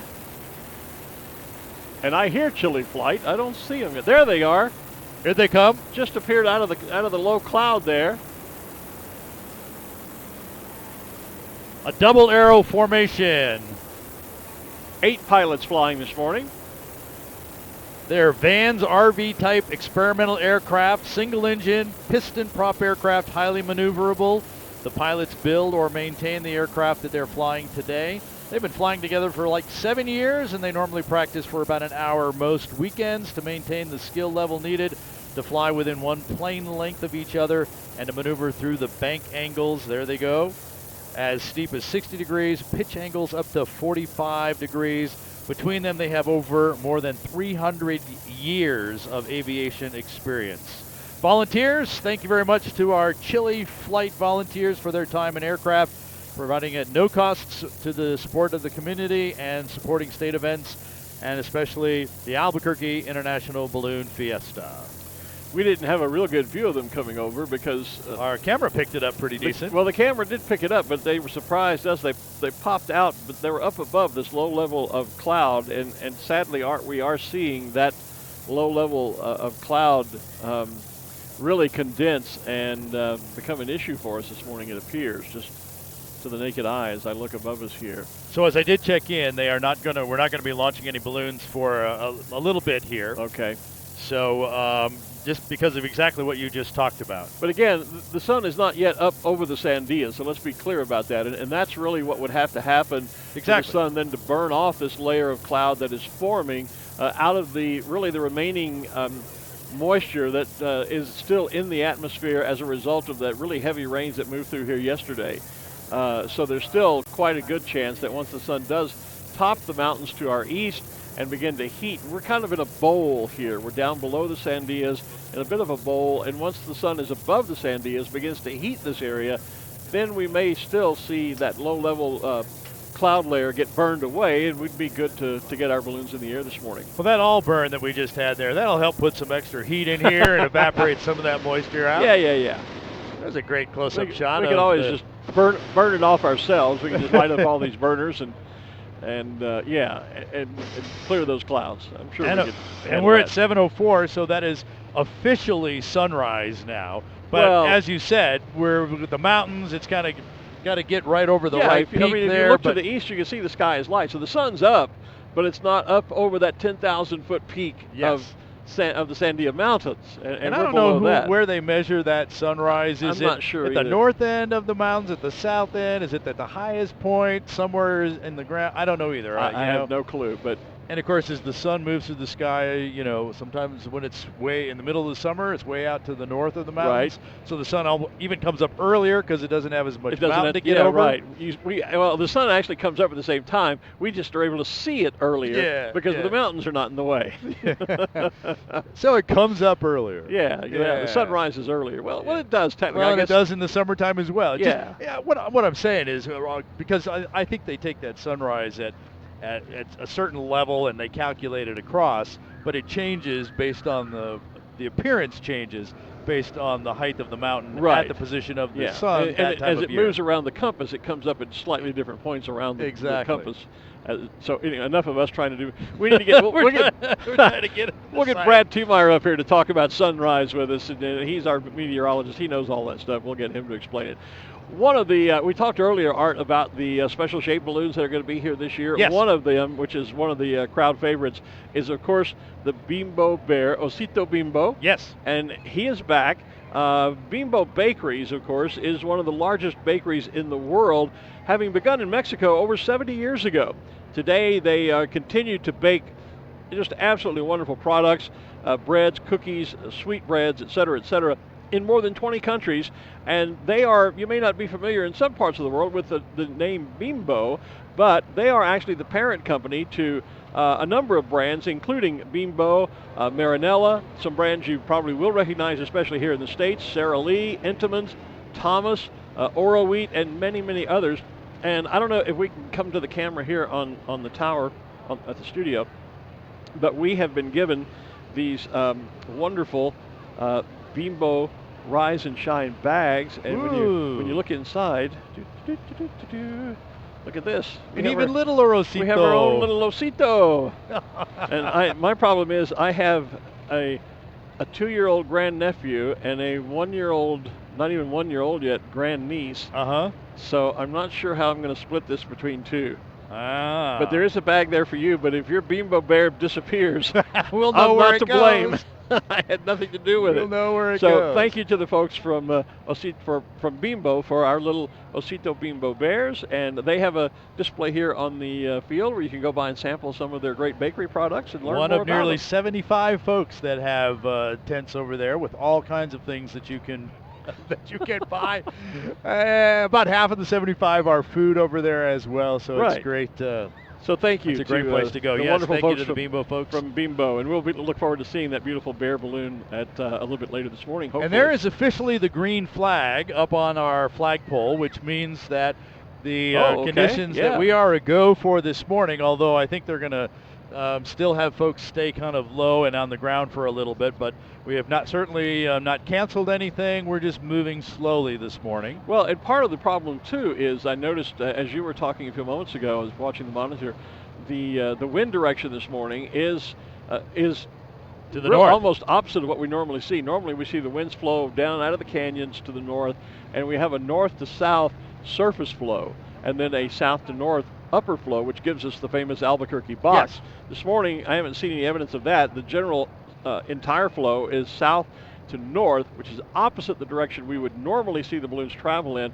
What that did, I noticed, is it put the Dawn Patrol balloons that did fly, it put them flying out into or toward that layer of cloud as it's forming. And so that, I think, is the reason we're still on kind of a hold, even though the green flag is up. We're not really in a rush to launch a lot of balloons because they are traveling toward where that cloud bank seems to be thickening, and so that continues to be a bit of a concern for us. On top of that, the landing sites directly north of the field become the San Indian Pueblo, which has been very cooperative with balloons and landing spots. They prefer us not to land in there, so you have to kind of make a much longer flight to get out to Bernalillo, or hope that you get a direction to the northwest. You get enough left that turns you over to, what, Rio Rancho, that direction? Rio Rancho, Corrales area, but as you said, that's kind of where the that's where the cloud, and of course that's down to the river, where most, on a good day, the pilots love to go and do splash and dashes and play in the river. But when you have all of this moisture, that's where the moisture and the cloud, the fog, if you will, is going to be heaviest, is especially right over the river, and you got to go through that area to get to those landing sites over in Corrales and Rio Rancho. Exactly.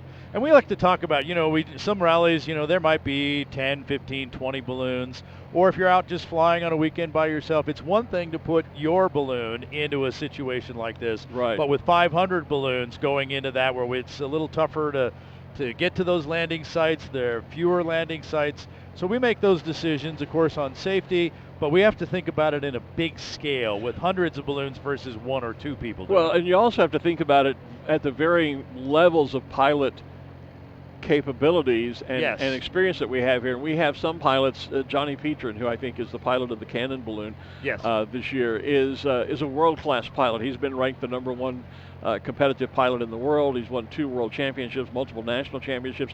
This guy's got thousands of hours. Right. I mean, being in a balloon is like second nature to him. But we have other pilots. He has problems walking because he flies so much, He's so used to flying. Yeah, he levitates. He doesn't walk, he just levitates across the ground. But we have other pilots who are not nearly as experienced. They have certainly a minimum level, a required minimum level of pilot training and flying experience, but they may only have 100 hours or so. And flying in that area. Even some of the high pilots, if they've not been here very long, they have not flown in and there's this area. altitude, because I'm a land lover. I flew originally when I lived out in California at sea level. Then I moved to Texas and Louisiana, where again I flew basically at sea level. So every time I came here as a pilot to fly at Albuquerque, I wasn't used to flying at 5,000 feet altitude, and the ground is 5,000 feet here compared to what I would fly in at home. And so that adds another level of complication to it. So our balloon meister has to consider, when you decide to launch all these balloons, it's not that Johnny Petrin is capable of flying in these kinds of conditions. It's, can that pilot who has the lowest number of hours that's here, can that pilot fly safely?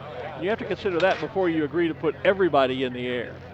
Which is the other part, because everybody else ends up with you as well. Exactly. Flying here is like flying nowhere else. Well, and the it's congestion of the balloons, things like that. It's different. In addition to all the things you talked about. In addition to all the things we talked about, you have the difference of driving down a little 2-lane road at home where you may live, as opposed to driving on an LA freeway in rush hour traffic. If you've never done that, if you've never done that, it can be a whole different experience. So there are a lot of things that go into making the decision as to whether or not it's safe for us to do a mass ascension, which this event is famous for, of course. But you're talking about hundreds and hundreds of balloons, and that just adds a real element of concern and caution that has to be taken into consideration before you make a decision to launch all these balloons. So we've been watching and seeing our As Time Flies, our XTO sponsored balloon. The guy with the scarf is Tristan. That's the pilot. He's in and out of the picture as we've been watching this. They are now hooking the envelope up. We saw those carabiners with the cables going below. Now they're actually hooking the envelope and up to. Now, of course, he takes the scarf off now. So he heard you. He heard me. Yeah. So hooking the carabiners here. Those lines then go up literally all the way up to the top of the envelope. Right. Yeah. That's how you connect the envelope. See, there it is. Great shot by our camera guys. That's the throat of the envelope, we call that. That's the opening where you blow the air into the balloon to inflate it. And but those cables run all the way up to the top of the balloon. It's all part of the suspension and the rigging of the system, and that's how you connect the envelope, which is again that big fabric bag, to the basket. And it's not really until most people talk about when they see the big colorful bag, they say that's the balloon. Well, it's really not. The balloon is 3 component systems, and until you have all 3 systems in place, you don't really have a balloon. You have pieces. You have the envelope, which is the fabric bag. Then you have the basket, and you'll see, especially here as you walk around, you'll see some different variations. Generally, nowadays, they are made of wicker and rattan. There may be a few of the older iron aluminum buckets. Iron buckets, we call them, that Aerostar built for a number of years. Some guys have even tried Kevlar and plastics, et cetera, et cetera. But the tried and true balloon basket is made out of wicker and rattan. And then, of course, you have the propane fuel system that provides the heat to heat the air and make the balloon fly. So until you have all 3 of those systems connected and rigged together, you don't really have a balloon.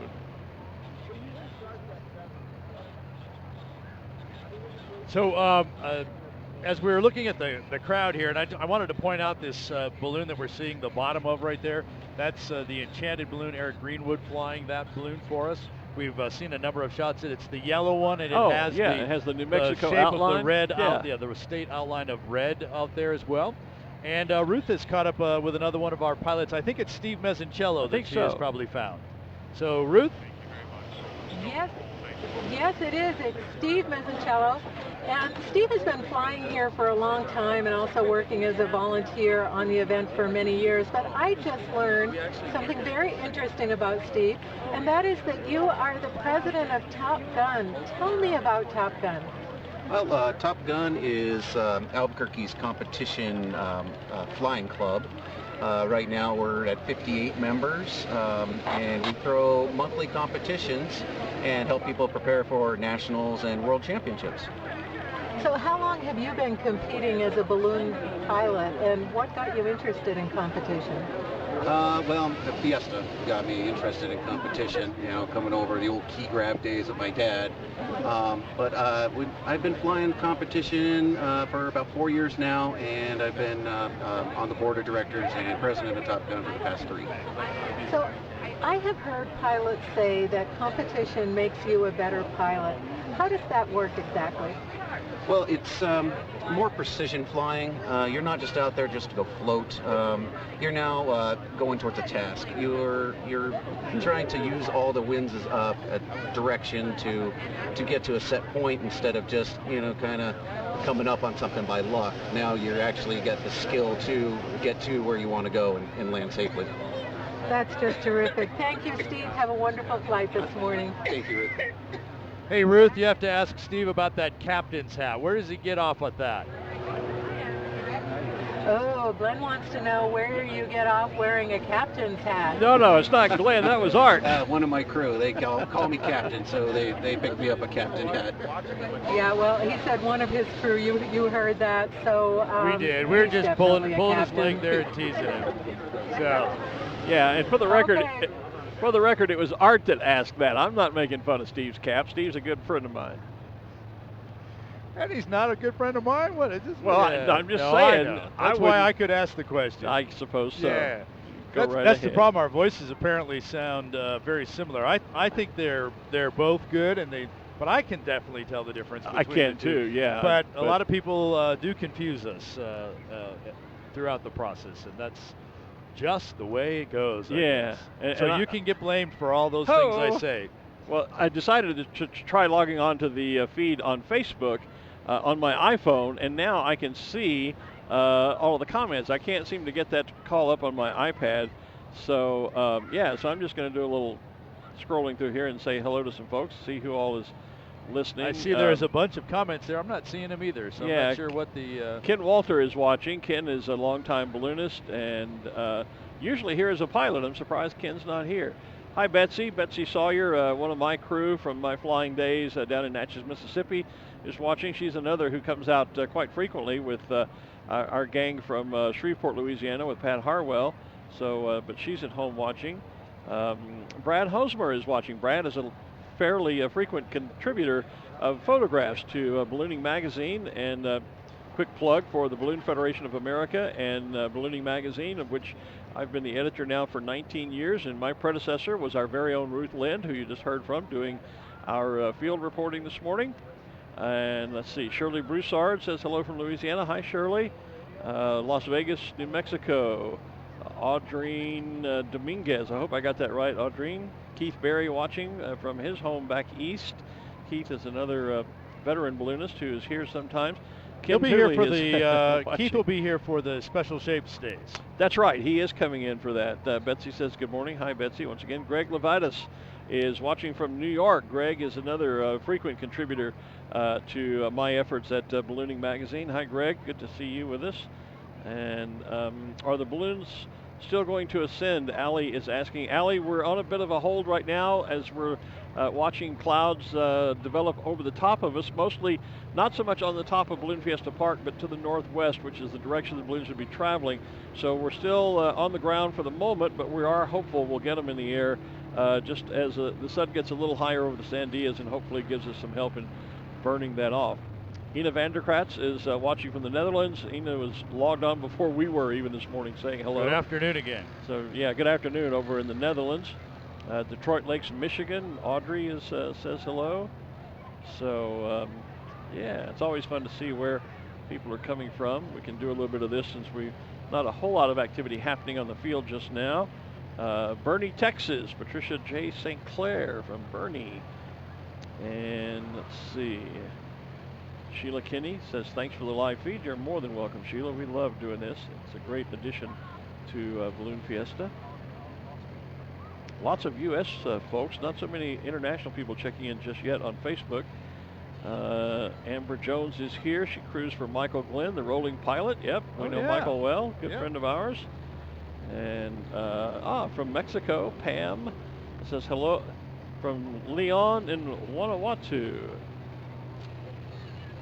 And Ruth has another guest down on the field. She's found one of her colleagues because Ruth does double duty. She works in the command center for the gas balloon She's flight. the head of the command. She's the head of the command center, but she has one of her colleagues, I guess, one of her subordinates maybe. Who usually flies here as well. Ruth, let's hear from you and Carolyn. I would never call Carolyn a subordinate. Carolyn and I have been, this is Carolyn. That's twice I've been thrown under the bus. And she and I work together. Yeah, well, you asked for it. Carolyn and I work together in the Gas Balloon Command Center. I met Carolyn 30, 40 years ago, something like that, when we were both flying corporate hot air balloon contracts, and Carolyn was flying Conoco at that time. We've kept in touch over the years. And several years ago, Carolyn applied for one of the open positions in the command center, and since that time, she has taken over as my database princess. I just love her because she keeps us all organized. But the other thing that we do in the command center is follow the balloons all the time, from launch until retrieval. Carolyn, what's been your favorite part about working in the command center? Actually being able to see where the balloons are and what's going on that isn't out there for the general public. And to be able to help, to have those pilots call in and get to talk to them while they're flying this amazing race is just so much fun. What's the craziest thing that's ever happened to you or happened in the race while you've been in the command center? Having one of the balloons land actually fairly close to Albuquerque after a day and a half and into a pretty inaccessible place. And it was absolutely amazing the way the safety officers at AIBF worked together with the local sheriffs and got them out and got them safe. Now, something else that many people don't know about Carolyn is that Carolyn is a master beader, and she makes amazing jewelry. So, Tom, close in close on Carolyn's earrings. Carolyn flew the zoo balloon for many years, and so she made these earrings that are exactly the zoo balloon. Are those pretty or what? And I'm going to let you get back to where you were going, Carolyn. Thank you for talking to us this morning. You betcha. We'll see you later in the week. Okay. Thank you, Ruth, and thank you, Carolyn. And yes, those earrings are gorgeous. That's quite impressive. Speaking of impressive, looking at, we're now seeing some of the international viewers are checking in with us on Facebook. Alexandru Nita is watching from Romania. That's a country we don't see a lot of mentions from. Ann Robinson has checked in with us from Norway. Mexico City, Carlos Alberto Castillo Landa is watching from Mexico City. So we are, in fact, getting viewers from all around the world, as well as some who are quite close. Somebody just checked in from an Albuquerque Starbucks. So I'd like a grande white peppermint latte, please, if you don't mind. Dunkin' Donuts is the official coffee out here this year at Balloon Fiesta. Okay. To go with your Krispy Kreme donuts. Donuts? Well, I could go with either of those as well. Actually, I've been enjoying some hot chocolate. You said it was too hot, too warm for hot chocolate. It's never too warm for hot chocolate. Yeah. Of course, I was doing a lot of running around, making sure everything was in the right place. So now that I've been sitting here for an hour, it might be time for a hot chocolate. But. Steve Chatfield says hello from London, and it's not raining, but it will be tomorrow. And definitely all of this will be out of here by tomorrow, I believe. Actually, it'll be out of here later today, later this morning. Yeah, we can certainly hope so. Yeah. So yeah, that cloud. The Willie Bird. I was actually was looking to talk about that before, and every time we got a shot there. Tony Polito from Inlet Beach, Florida. That used to be the logo for a Chevrolet dealer here in Albuquerque, Ed Black Chevrolet. That's right. And that balloon has flown here for, I would say, hundreds of years, except we've only been here 48, so it doesn't quite go that way. Obviously, multiple envelopes. And then one of the many heart balloons right next to it with the golden Cupid on the hearts. Yeah. By the way, Ruth, you can tell Carolyn that Nancy Smith Mitchell says she would like to buy a pair of those beaded earrings, just passing that along. Nancy doesn't say where she's from, so I'm not sure if she's close in or not. You know, I was waiting to see, you mentioned that's one of several heart balloons we have here. We have a lot of cat balloons here, too. Yes. And I'm a cat person myself. My two are at home this year. Normally, I traveled for years. I traveled with my kitty, Bailey, who passed away, sadly, just after Albuquerque last year. So my two new kittens are at home. But we have a thing on Twitter where today is typically called #Catterday for all the cat people out there. And I was hoping to get, and people post pictures of their cats and say Happy Catterday, that kind of thing. And I was hoping to get a picture of a cat balloon to post for Catterday.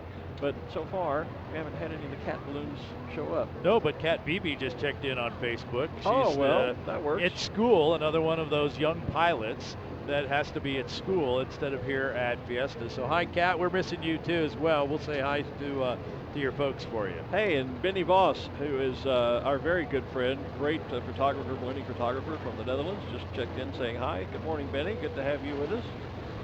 And he and his lovely daughter Nika are both great photographers, and again, often contributors to Ballooning Magazine, and just wonderful folks. We miss having you guys here with us. Ken Walter checks in, says, now I figured out how to comment on here.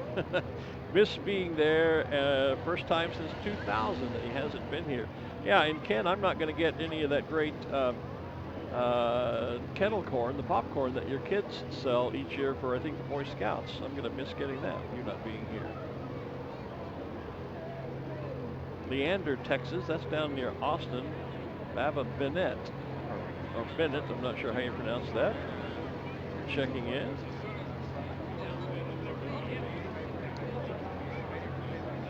Rio Rancho says, Carly out in Rio Rancho says, we're watching you, but waiting for them to go up so I can go drive around and see them. I was going to ask how the weather was all the way out in Rio Rancho, whether they're getting any of this fog. Is it just Carly, in the river between give us an idea of what, comment on here, tell us what the weather looks like out in Rio Rancho. The sky's clear out there, or is it cloudy, foggy? Tell us what's going on. Just check on. Lance Terry, hey Lance from Frisco, Texas. Lance is a good time balloon friend. Another hello from, that's again from Baba Bennett in Leander, Texas, down near Austin. I had a jeweler make a ring for me one time, and he was from Leander. That's why I know where that's at. So yeah, it's fun to check in and see who, Rocky Ford, Colorado. Good morning, Peggy.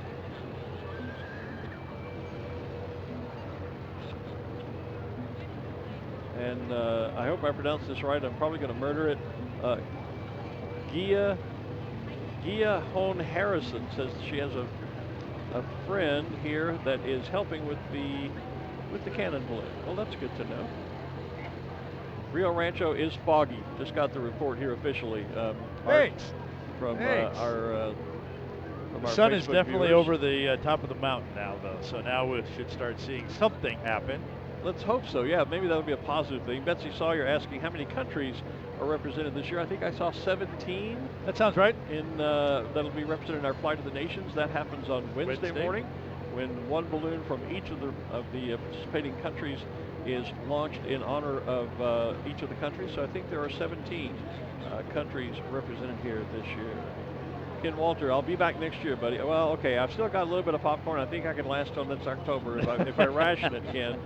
So hurry on back, will you? It's clear as a bell at Ventana Ranch. I'm not sure where that is. Okay, so that is due west of us, a little bit south of Rio Rancho. Okay. So this layer of fog clouds that we're seeing is literally over the river. Okay. Well, then maybe you get on the other side of the river, it clears up. That's good to know. Yep, that is good to know. My sister-in-law, Laura Moyer, is watching. Hi, Laura. Wonder if that means that my little brother Alan is watching with her. But as we talk about the weather, and you mentioned Brad Tiemeyer, our chief meteorologist here for Balloon Fiesta, but a whole team of guys that are watching that. And actually, over the years, we've started putting up lots of weather reporting stations around the area so that they actually get weather reports, wind, temperature, all that kind of stuff from around the whole areas that we might fly in. And I know that they're constantly monitoring those as well. So while we now know that it's clear in Ventana Ranch, but foggy in Rio Rancho, our weather guys probably already knew that. Probably so. Hey, Greg Yost is watching, and I do a quick shout out to Greg, one, because he's a good friend, and two, because his father is largely the reason we are all here. It was Ed Yost, the late dear Ed Yost, who is considered the father of modern hot air ballooning. He actually designed, built, and tested the first prototype hot air balloon. It was all part of a project for the Office of Naval Research back in the early 1960s. And he developed the product, and then the Navy said, we don't think we're interested. And so then he and a few other folks, including Don Picard, took the product and turned it into a sport aircraft. And very Reader's Digest condensed version of the story turned what was going to be a military research project into a sport aircraft, and the sport of hot air ballooning was born. And that was Greg's dad. So we miss Ed dearly. Ed passed away a number of years ago. Lived not far from here, as a matter of fact, in the later years of his life. And if you think about it, with the first hot air balloon flight taking place in 1783, almost 200 years later, 190 years later, more like 180, about 180 years later, before Ed finally got around to bringing the new modern prototype together. Right. It was kind of a long time there where it was like build a fire and fill up the balloon full of smoke and hot air that way. Yeah, and what's interesting is that the hot air balloon and the gas balloon were both invented literally just almost days apart from each other. Yeah, they kind of were when you put their first together, they leapfrog each other. Yeah, they do. Just the timing of that. So it is interesting, and yes, I've seen some of the footage from those early days when Ed was working on that prototype to bring us the modern hot air balloon. So if you think about it, it's really only been around since 1960 in this incarnation, if you will, with the modern setups. Yeah, Ed was a great friend, and I had the great honor of interviewing him a few times for both Balloon Life and Ballooning Magazine. Later, had some wonderful conversations with him. Ed wanted to share his story with the world, and was going to self-publish a biography, and at one point had approached me and talked with me about working on the book project with him. And about the time we were going to get started, we were making plans to go up to Strata Bowl in South Dakota, where some of the early flights took place, and some other key locations. Ed and I were going to do some traveling together to start working on the book.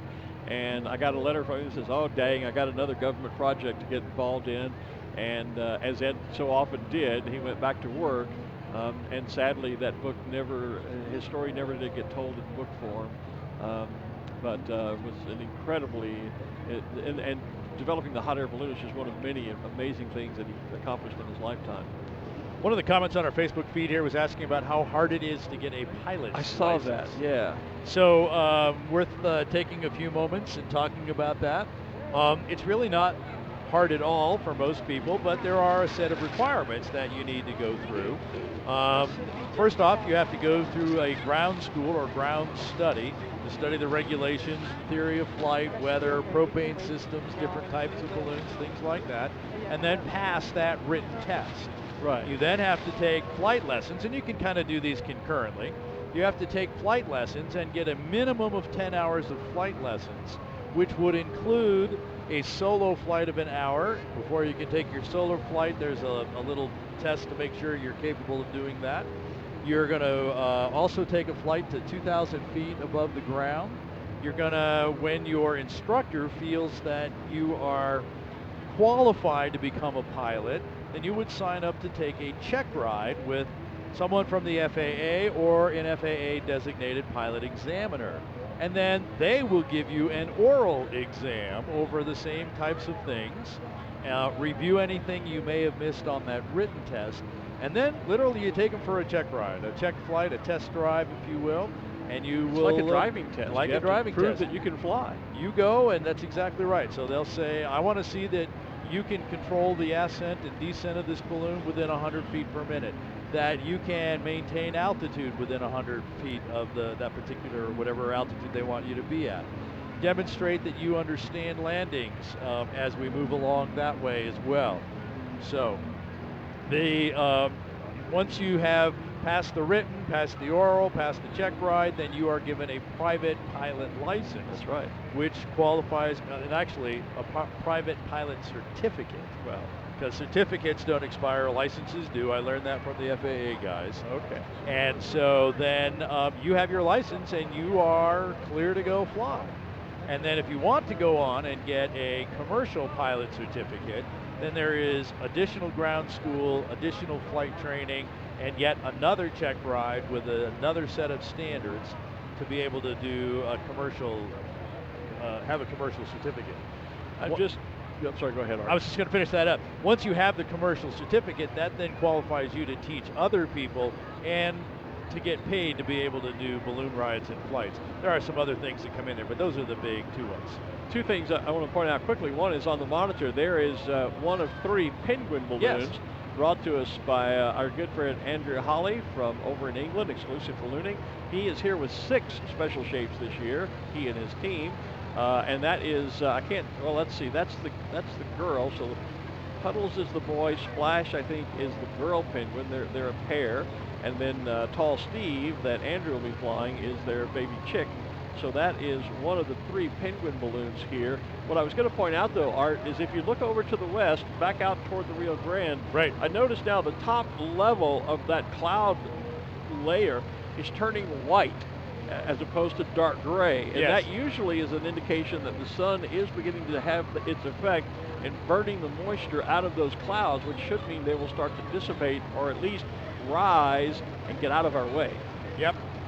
So that could be a very positive sign. And you can look all along the west of us there, right along, you can tell where the river is. The dark gray is down along the trees, but up above, you're now seeing a layer of white cloud that was not there before. Well, there's a couple of other things that are happening here. First off, a couple of balloons have taken off. Yep. The ride balloons are now inflating. And we just had a shot as we were looking at those clouds. All of our officials in the red coats that were right here, they're all watching exactly what you were talking about and observing the exact same thing. But I see our operations manager, Sam Park, it literally looks like he's saying exactly what I was just saying, looking at those clouds, seeing how Brad T. Meyer is there, the Yep. Balloon Meister is there. They're all right there. We saw them all a moment ago. And they're having those conversations. That's why we're seeing it. It's an indication the weather is improving, and we already heard that just the other side of the river, the skies are clear. So this is like just a cloud bank, kind of a wall between us and clear skies that the balloons can fly up and over. And so I think that's why we're going to begin to see balloons finally launching into the sky this morning. In fact, there goes the Fiesta balloon. You said Dick Rice, I believe, is flying that this year. Yes, with Judy Nakamura and Dick's granddaughter. I see Ron Baca a few moments ago took off in the farmer's balloon. Just at the wrong time. I've got low battery notices on my iPad. I do. Matter of fact, do we have power down here anywhere? We do. Okay. Well, let's do this. I'll pull some cables out. We'll get plugged in. Get someone to get us plugged in there. So I brought that just in case. Richard Carty says, I know you're busy right now. Chat later. Okay, Richard. I did send it back a chat. Richard is watching from over in England. He's a good friend from the Longleat Balloon Rally over at Sky Safari and Longleat. So upper right of our picture with the nice silver star, it just went off the screen there. That's Matt Hurst flying the Captain balloon. And there's the Krispy Kreme balloon, the banner going around the back side there. Jeff Duff, we talked about Serenity. And I expect the Johnny Petrin, but there's the one I was just talking about, the Captain and Matt Hurst. I have no idea where the power is, Kim. She's kind of in the center of the table here on the ground. You might have to crawl into the monitor to get to it, I'm afraid.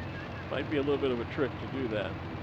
And that's going to be Morgan Chando, the yellow balloon with the black kind of thunderbolt going through it. Morgan, we heard earlier from Steve Mezzincello, who's the president of Top Gun. And Morgan is one of the members of Top Gun, one of our young guns, young pilot there. Mojo's Reverse Gravity Machine is the name of that balloon. And there goes Johnny Petrin with the Cannon balloon. And as the balloon of the day, he is still flying the flag that would have gone off with our national anthem. Would have gone off with the national anthem. Were we able to launch the balloons with the national anthem this morning? But we were not able to do that. Krispy Kreme has gotten into the air. There goes the balloon we were talking about earlier that has the New Mexico outline on it. Enchanted. Thank you. Let's see if I'm charging on the iPad. It looks like maybe. And then again, maybe not. No, I don't think I'm getting any power, but we'll work on that.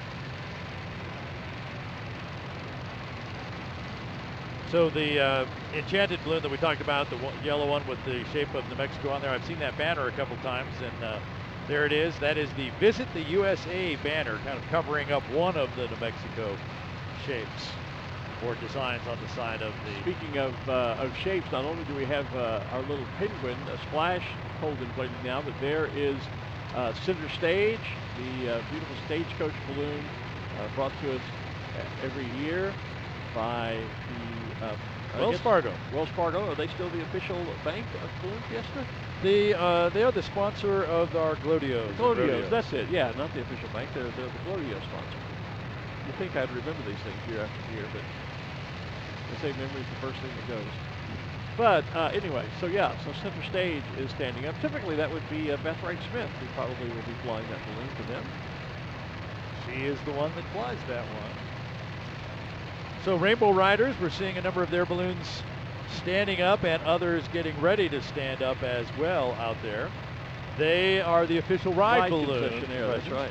I ran into one of their employees the other day. They are sold out for the entire week. At 306 sold out of rides for the entire week. Already? They are putting, they have capacity for 368 people per day. Times 9 days. Times 9 days. And they are sold out. And about 2 days before Balloon Fiesta, so that might have been like Thursday, they had at least a dozen balloons in the air. So they had a dozen up with anywhere from, 5 or 6 to a dozen folks in there. Wow. As well. That is impressive.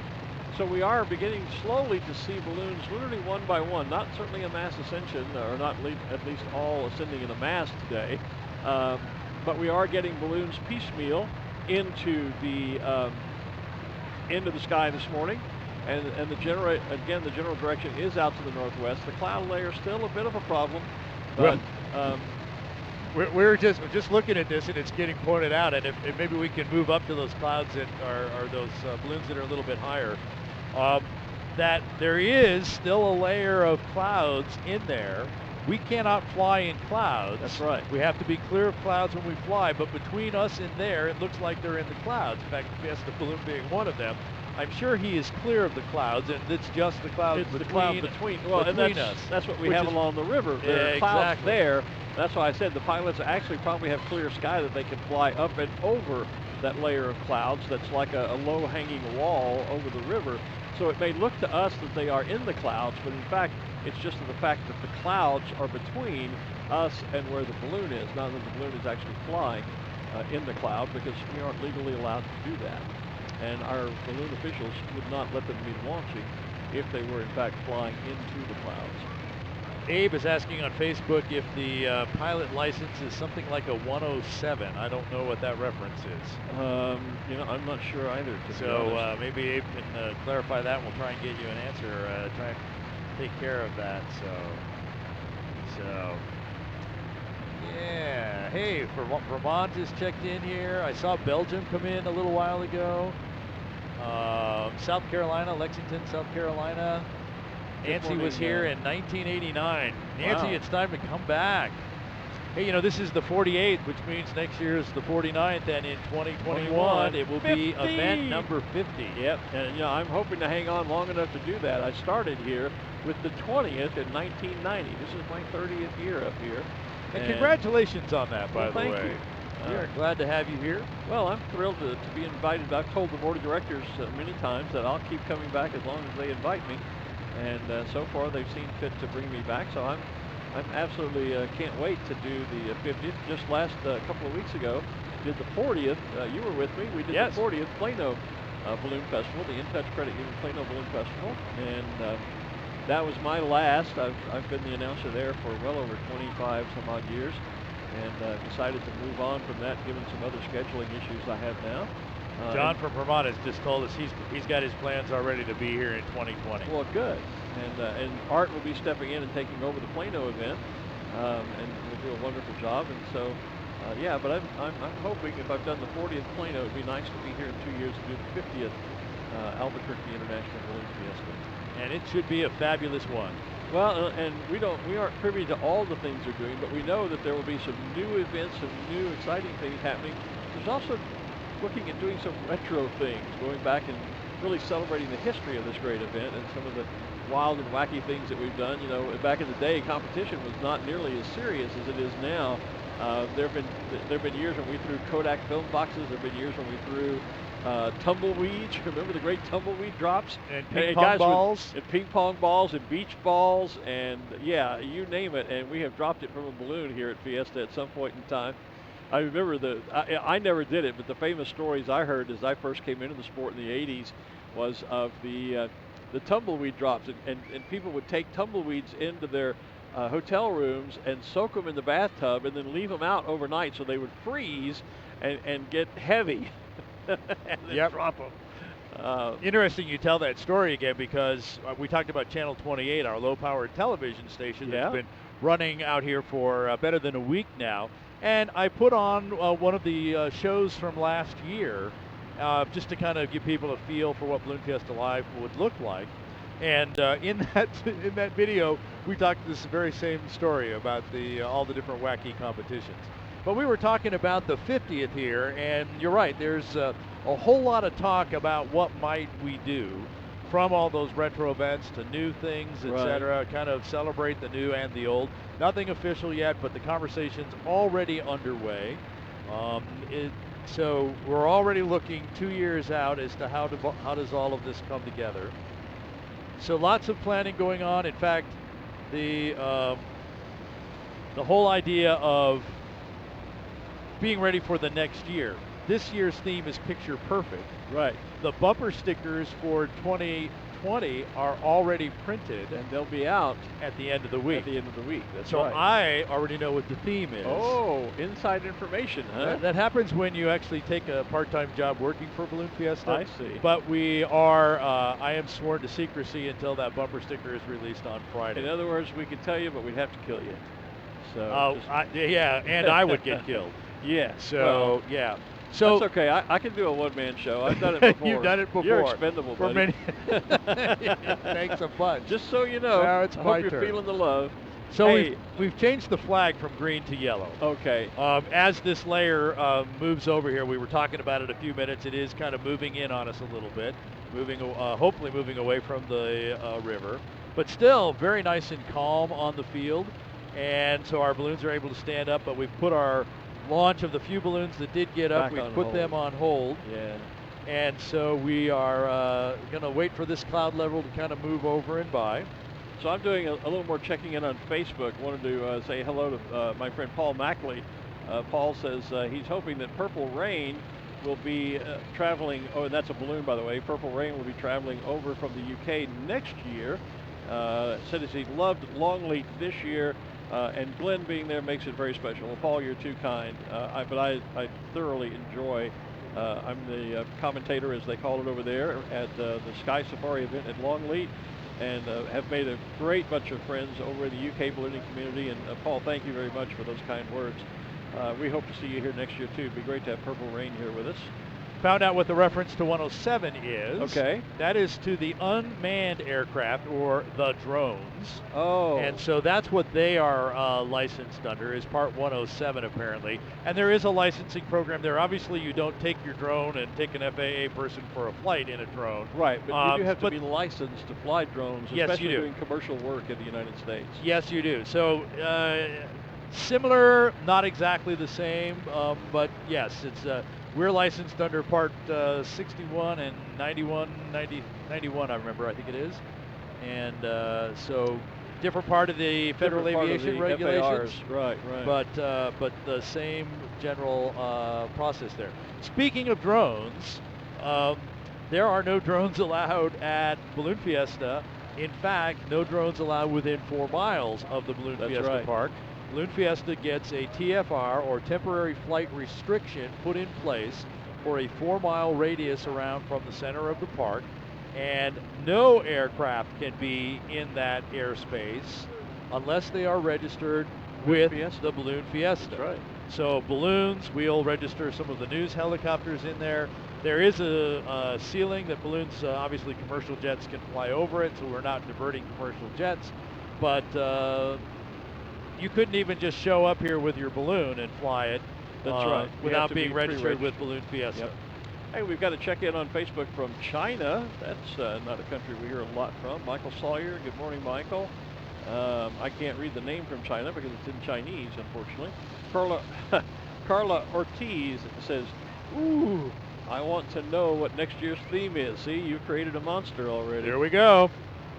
We'll you and your insider trading. Usually release that on Saturday, but sometimes it slips out on Friday. One of the pilots that isn't here this year that I'm missing is my good friend Pauline Baker from over on the Emerald Isle, the beautiful country of Ireland. I was so fortunate to get to spend a day with Pauline and her partner Malcolm.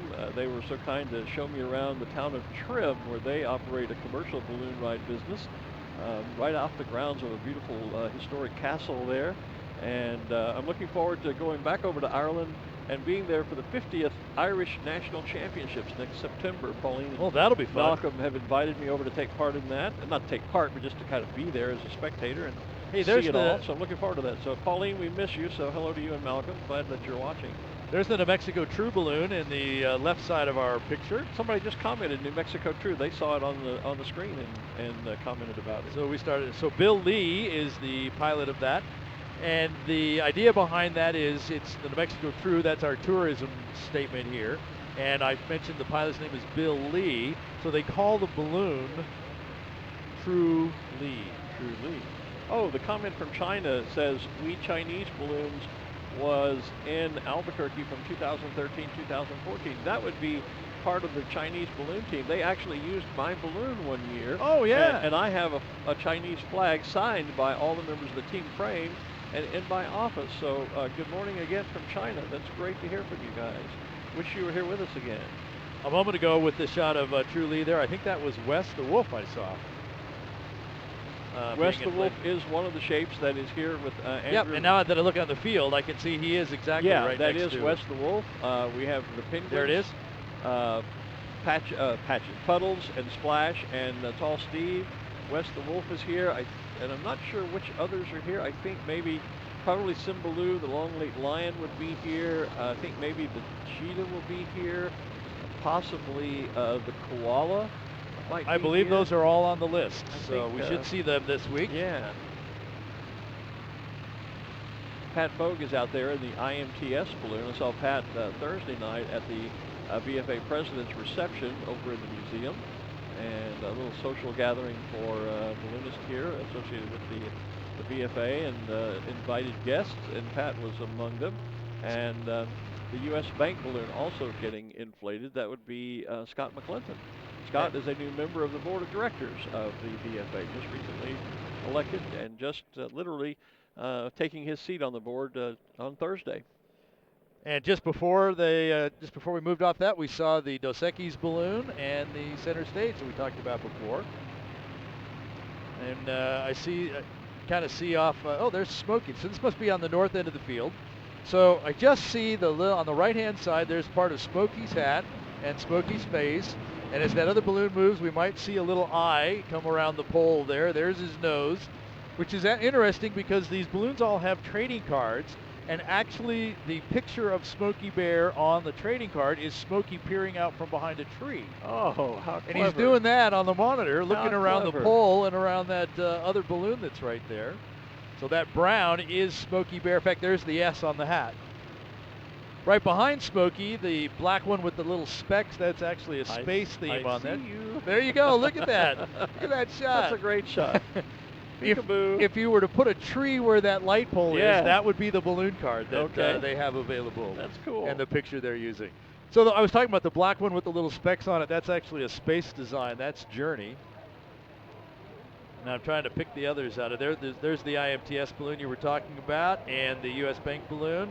And there's one of the Hartzell balloons, the blue one with the black and white checkerboard and the white or silver stars. Typically we have Joe and both of his sons here flying, and they like to confuse us because they fly identical balloons, or virtually identicals. A couple of them have silver around the stars and one doesn't, but I'm never quite clever enough to keep up with who's in which balloon sometimes. So we attempt to put our Canon binoculars on those banners, or if we can even zoom in on the pilot, we can sometimes pick them out that way as well. Here's Heidi Hawthorne Krubenauer, sorry Heidi, is asking, does the polar bear still fly? That was my first ride. No, Heidi, the polar bear hasn't been airworthy for a number of years. I had the privilege of actually flying that balloon once out when I lived out in Sacramento. It was a gorgeous balloon. It was always fun to watch inflate because as they cold inflated it, the balloon, it was like this big old polar bear coming to life, waking up from hibernation, if you will, and standing up. But it's no longer airworthy. It hasn't been flying for a few years now. But speaking of great big white things that are balloons, there is a great shot on the monitor of Osito Bimbo. That is the Bimbo bear. If you were watching earlier, you saw me playing around with our little plush Bimbo bears that the folks from Bimbo Bakery were kind enough to bring to us. And thank you again for that. Bimbo, of course, again, one of the leading bakeries, one of the largest bakeries in the world. They are the parent company of other brands you may know better, perhaps, than Bimbo. And that is, they include Marinella, Sara Lee, Intimans, Thomas. Who doesn't like a Thomas English muffin in the morning? Oro Wheat and many others. The Bimbo Bear has been the brand representative since the first loaf of bread was baked 70 years ago. The company getting its start down in Mexico. It has been a part of the lives of many generations there. He is a representation of the goodness, tenderness, sweetness, quality, and love that is instilled in everything they do in the company. He keeps all of us at Bimbo Bakeries USA inspired to offer delicious baked products. And in our goodie bag, not only, Art, just so you know, is our little plush Bimbo bear for each of us. There are some baked goodies in there as well, so we can have some snacks a little bit later. Okay. So before we get off on the shot here, the red, white, and blue balloon that we've seen all morning here, I've been meaning to mention that's Keith Lutz in high maintenance too. He's getting swallowed up by all those big bride balloons. Yeah. And in this shot, we're actually seeing multiple sizes of balloons. We don't usually talk about that. The average size is about 90,000 cubic feet, and that would be for here. A more typical sport size is actually the 77. Yes, a you're correct. 77 Yes. is a little small sometimes. I flew For a here. 77 For here. here. For flying at altitude, a 90 is a better suited, smaller size. You're right. But we get those ride balloons, the ones that you see with rainbow riders on the side and Sundance. And they are start big. talking about. Yeah. They start talking about Yeah. 200,000 cubic feet, so double the size there Right. as well. And we're actually being able to see that nicely with the different As the levels balloons are as we inflating move and along standing here. up. Yeah. Hey, Ruth has cornered one of our board of directors, Steve Comandina. Yep. I was just so going to let's say. let Ruth talk to him. Well, they're going to talk about some of the new security in place. We talked about a lot of new things here this year, and there are some new security measures. So Ruth is going to talk with Steve about that. Ruth, take it away. Thank you very much. Good morning, Steve, and thank you for joining us on Balloon Fiesta Live.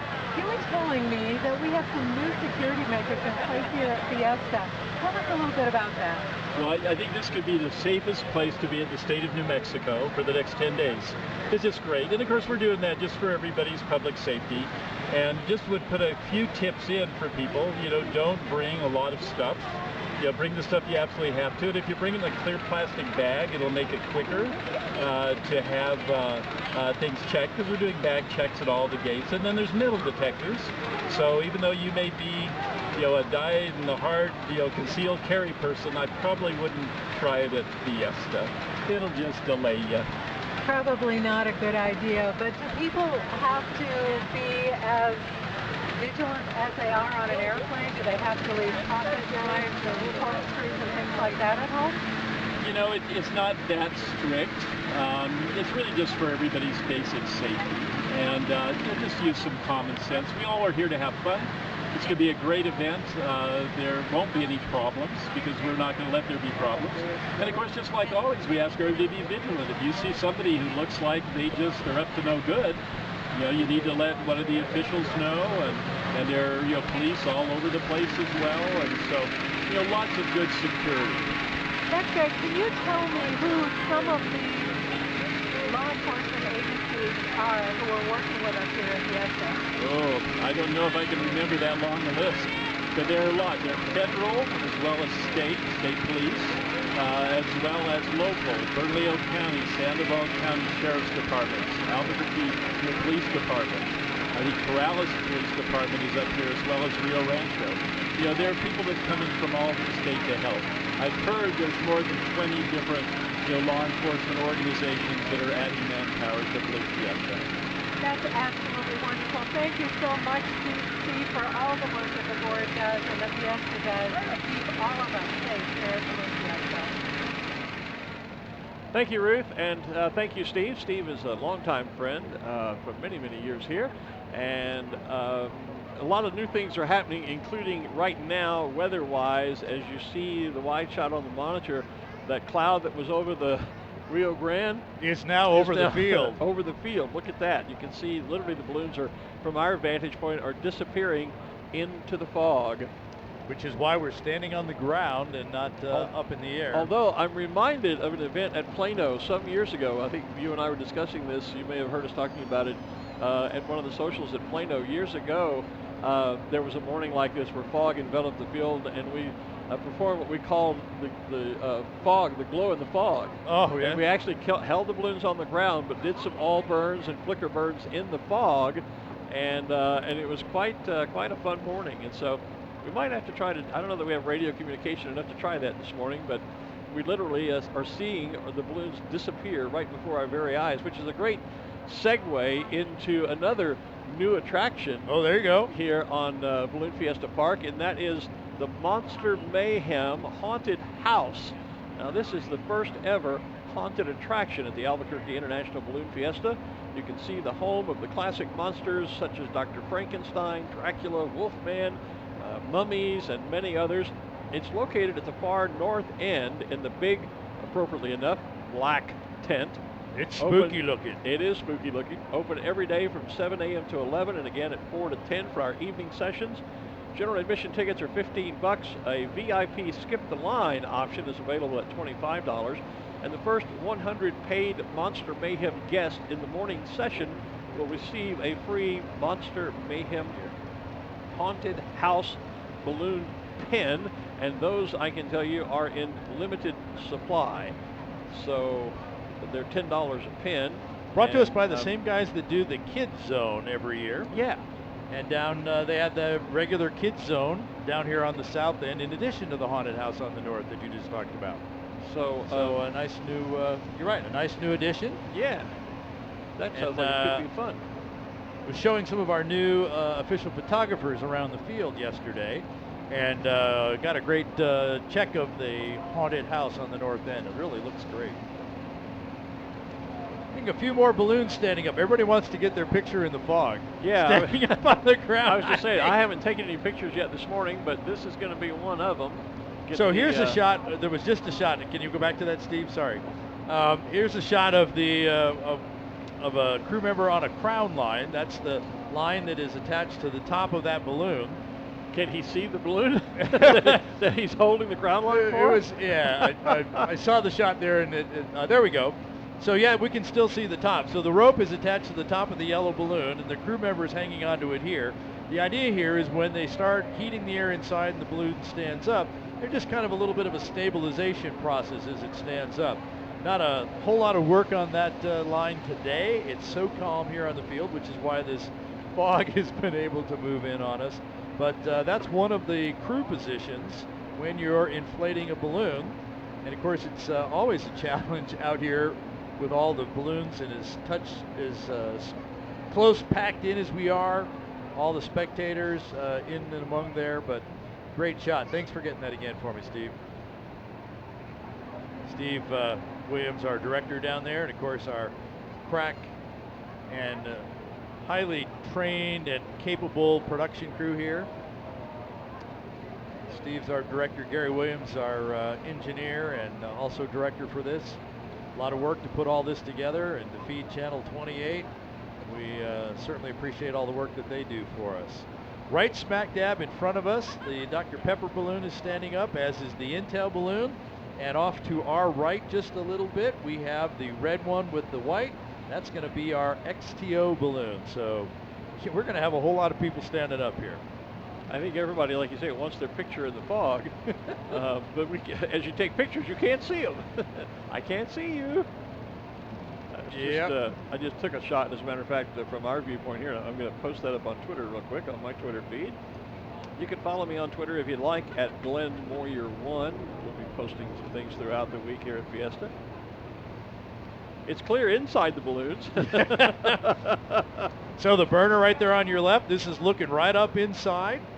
So the balloon's still being cold inflated. There's a crew member actually grabbing the suspension lines. That's what's going to hold the weight, connect it all together. They'll hold that out of the way when the balloonist starts firing the burner up, keep the cables out of the fire. Once the balloon stands up, that's what the connection is. That transfers the weight all the way from the top of the balloon down through the bottom of the basket. There's Hearts of Fire right in the center of the picture. Pink with the white band and the pink hearts. Brad Rice, son of Dick Rice, who we talked about earlier, standing up the Hearts of Fire balloon. Sorry, I'm still just doing a quick thing on Twitter here. Be done in just a moment. And there's Touchstone Energy Cooperative. So either Sherry White or Mark Sullivan would be standing that one up most likely. Another one of our gas teams that is hoping to fly hot air today, knowing that they won't fly their gas balloons for a day. Okay, this is a view from the south end here, right down where we are, and you can see the fog with the and Touchstone. not much else. Not much else. And they're only, what's that? And, wow, look at that. And that's the shot from the north end. That's how narrow the fog is on the field. It's all down here at the south end. That's incredible. That is something I've never seen South in end. 30 years on this tower. I've never seen a phenomenon like that. North end. That is amazing. Wow. Okay, guys in the truck, can we move the rooftop studio to the north end? Pick it up, move it. Yeah, we'll get on that right away. Absolutely. I like our crew. They got a can-do attitude. You want it done? Sure, we can do that. I'm liking that. So now here we are with the burner. Heating the air inside. I don't know if we're already standing up or if we're actually standing it up. I'm taking a couple of quick succession shots. This is going to be interesting to see as the fog progresses down the field from our viewpoint here on the tower. It won't be long before we're going to be in the fog. Well, we've been in the fog most of the morning. Some people would say anyway. We're usually lost in the fog. Yeah. I did get my Catterday tweet, though. I haven't seen a cat balloon yet, but I used the Carl Sandburg poem when the fog crept in on little cat feet, so I tweeted that with this picture and wished everybody a happy Catterday. So I took care of my Catterday tweeting responsibilities, I suppose. Hey, good morning, Patricia. Checking in from DeLand, Florida, the home of Hamlet. Doug Gant, the pilot of Hamlet, he's been here all month. He's been out here all month. He's been out here all month. We've talked about pilot's licenses. He's been doing instruction to help people get there. That's why he was out here. He was out here doing instruction and giving some folks. I think there were 2 or 3 folks they were working with, and they actually, I think, got it all the way through their private license. I mean, the whole line, except for the line right here in front of us, they've all just disappeared. Yeah, let's see. A, B, C disappears into the fog. Into the fog. Into the fog. So, yeah, this is not something I remember seeing. I have never seen this. 30 years I've been doing this in Albuquerque, and I have literally never seen this happen. This is amazing. Isn't it great that we're covering it live and sharing it with the world? Absolutely. Hey, so Dr. Pepper right here in front of us, we saw that a few minutes ago. Obviously, Coca-Cola, the Coca-Cola family of products, our official soft drink here. Yep. Kevin Haynes from Colombia flying La Cumbia. That's the name of that balloon with the Dr. Pepper banner on it.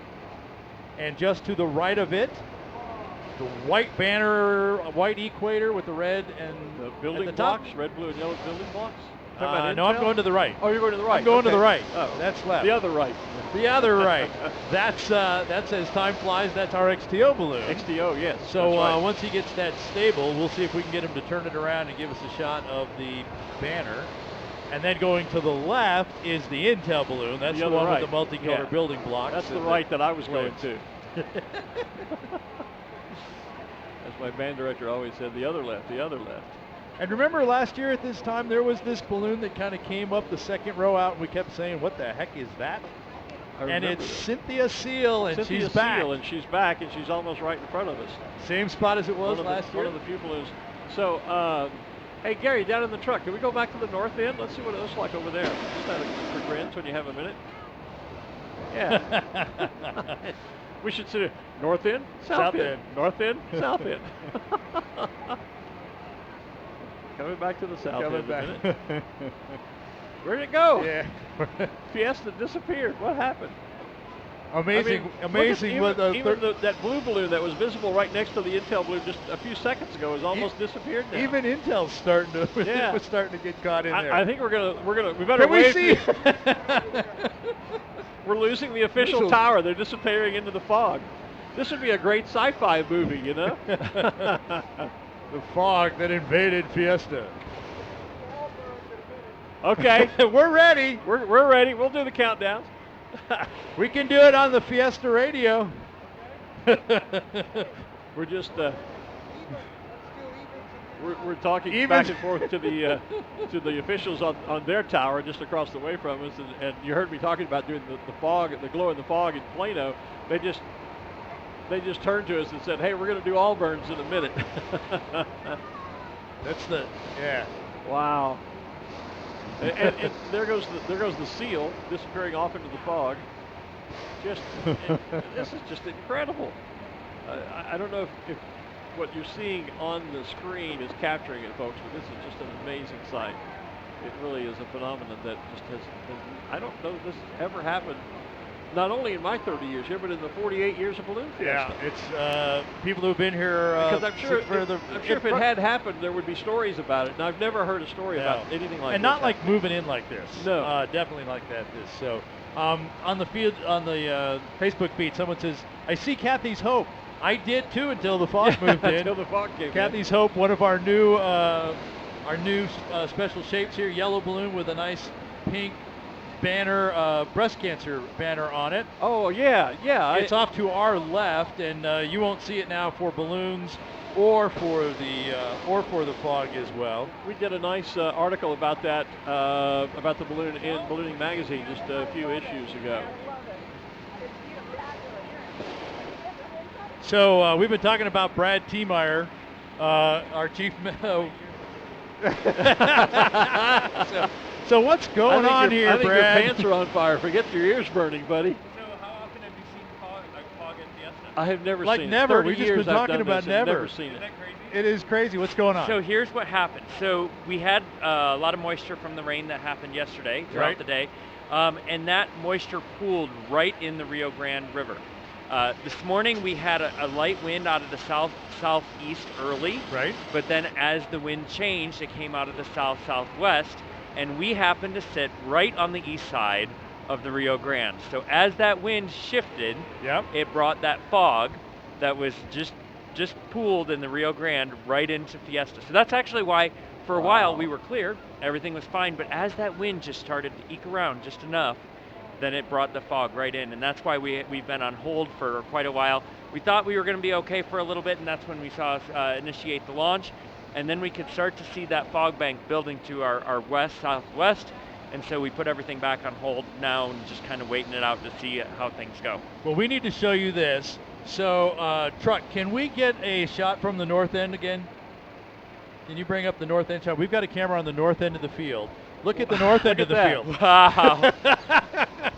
That looks amazing, doesn't it? It's great. There's no fog on the north end of the field. We've been sitting here going north end, south Wow. end, north end, south end. That's amazing. It's like two different worlds. It is. I was going to say, where is that at? Yeah. It's directly on the north end of the field, That's- looking back at us. That's astounding. So we thought you would get a kick out So of that. localized. Yeah. And it's just really, really localized, and it's all coming from the river valley. As the sun continues to heat, this is going to dissipate, but we're just going to have to wait it out. Just wait it out. Yeah. Yep. Yeah. And it's all localized right here, right next to the river. Otherwise, the rest of Albuquerque is clear. We've been calling down to the airport, calling down over to Double Eagle. Both of them are reporting clear skies. I mean, it's not a problem. It is just locally here. Wow. Well, we've heard from a unique weather situation here at Fiesta. Imagine that. Imagine we always that. have those. We've been checking in with folks on the west side, out in their house, Rio Rancho, Ventana Ranch, Taylor Ranch. We've been getting weather reports, and they're talking about it clearing out there as well. Yeah. So, yeah. So now it's our turn for this clearing to Gotta work move in right so on we, through. so we can get that flight going.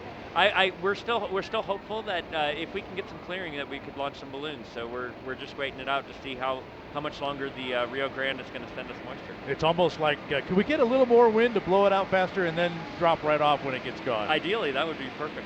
Maybe if we just had guys along the western end of the field crank up their inflator fans and turn them all in one There we direction. go. Or they just on the north side. Yeah, there, they since just it's already blow it on cleared there, through. just It's already blow it on yeah. through, one or the other. I'm not sure they Vortex. actually ever got any much fog on the very Isn't north that end. Isn't that an crazy? incredible shot? It looks so different. So different from when we were bouncing back and forth. It's just it's amazing. There Brad, you go. thanks for Look at that. Two different places. Thanks for That's coming up. unbelievable. Brad, Absolutely. thanks for coming by. Yeah. Appreciate Telling it. us what's Okay, happening. we'll talk to you throughout the week. Hey, we're going to go down on the field. Somewhere in the fog is our intrepid reporter Ruth Lind, who has an interview with, if I can remember now, John and Genovese. I'm sorry, I forgot the last name, but they're here from Hawaii. Genovese is, I think it's, but anyway, yes, Hawaii. Let's let her tell it. yeah. They're friends of hers. Go ahead, Ruth. Well, you sort of got the name right. I have John Genovese and his son, John Genovese. That's it. And I became acquainted with the Genoveses who are from Kauai, Hawaii, when I joined the National Auctioneers Association. As you know, in real life, I'm an auctioneer.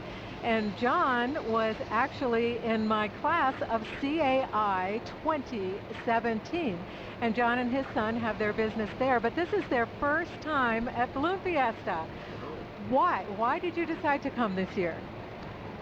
It's my wife Cindy and I's 40th anniversary. And so when we first got married 40 years ago, we thought we'd really like to come out to the Balloon Festival. And so every year we've talked about it, and we finally made it 40 years later. Well, I think you are the first person from our class to actually be here at Balloon Fiesta. John, you brought your two daughters with you. How are they reacting to all of this? It's been absolutely great for them, actually. My littlest girl, she's 4 years old. She's so excited to see all the colors. She woke up in the dark of the morning and was really looking forward to coming for days, and she's loving it. That's terrific. Have you taken her down to the Balloon Explorium yet? Not yet. That's our plan later this morning. That sounds great. That sounds great. Well, greetings to everyone in Hawaii, and thank you for joining us this morning, John. Thank you very much. Appreciate it. Glenn and Art, back to you. Thank you, Ruth, and welcome to John and John. Glad to have both of them here. And yeah, the fog is actually, we actually now can see back to row C. We thought we were going to get lost in the fog, but it seems to have stopped right here along Corporate Row. And actually, Art, things are beginning to clear a tad where we can now see back to row A, row B, row C, maybe even a little bit of row D if we, and especially if we get out those Canon binoculars that we've got. Might be able to see the water droplets in the fog. Might be, yeah. Yep. But everybody's standing the balloons up because obviously with it being so calm, that's one of the reasons the fog can stick around. It's a great day to go ahead and stand it up. It's a great day for spectators here on the field to be able to go wander in and amongst the balloons. And yeah, because it's, let's see, what time of day is it now? It's 8:20, yeah. And we'd be well into the morning mass ascension by now, probably on to the latter ends of the getting the last handful of balloons off and into the air. Whereas this morning, they're all still here on the ground. Yeah.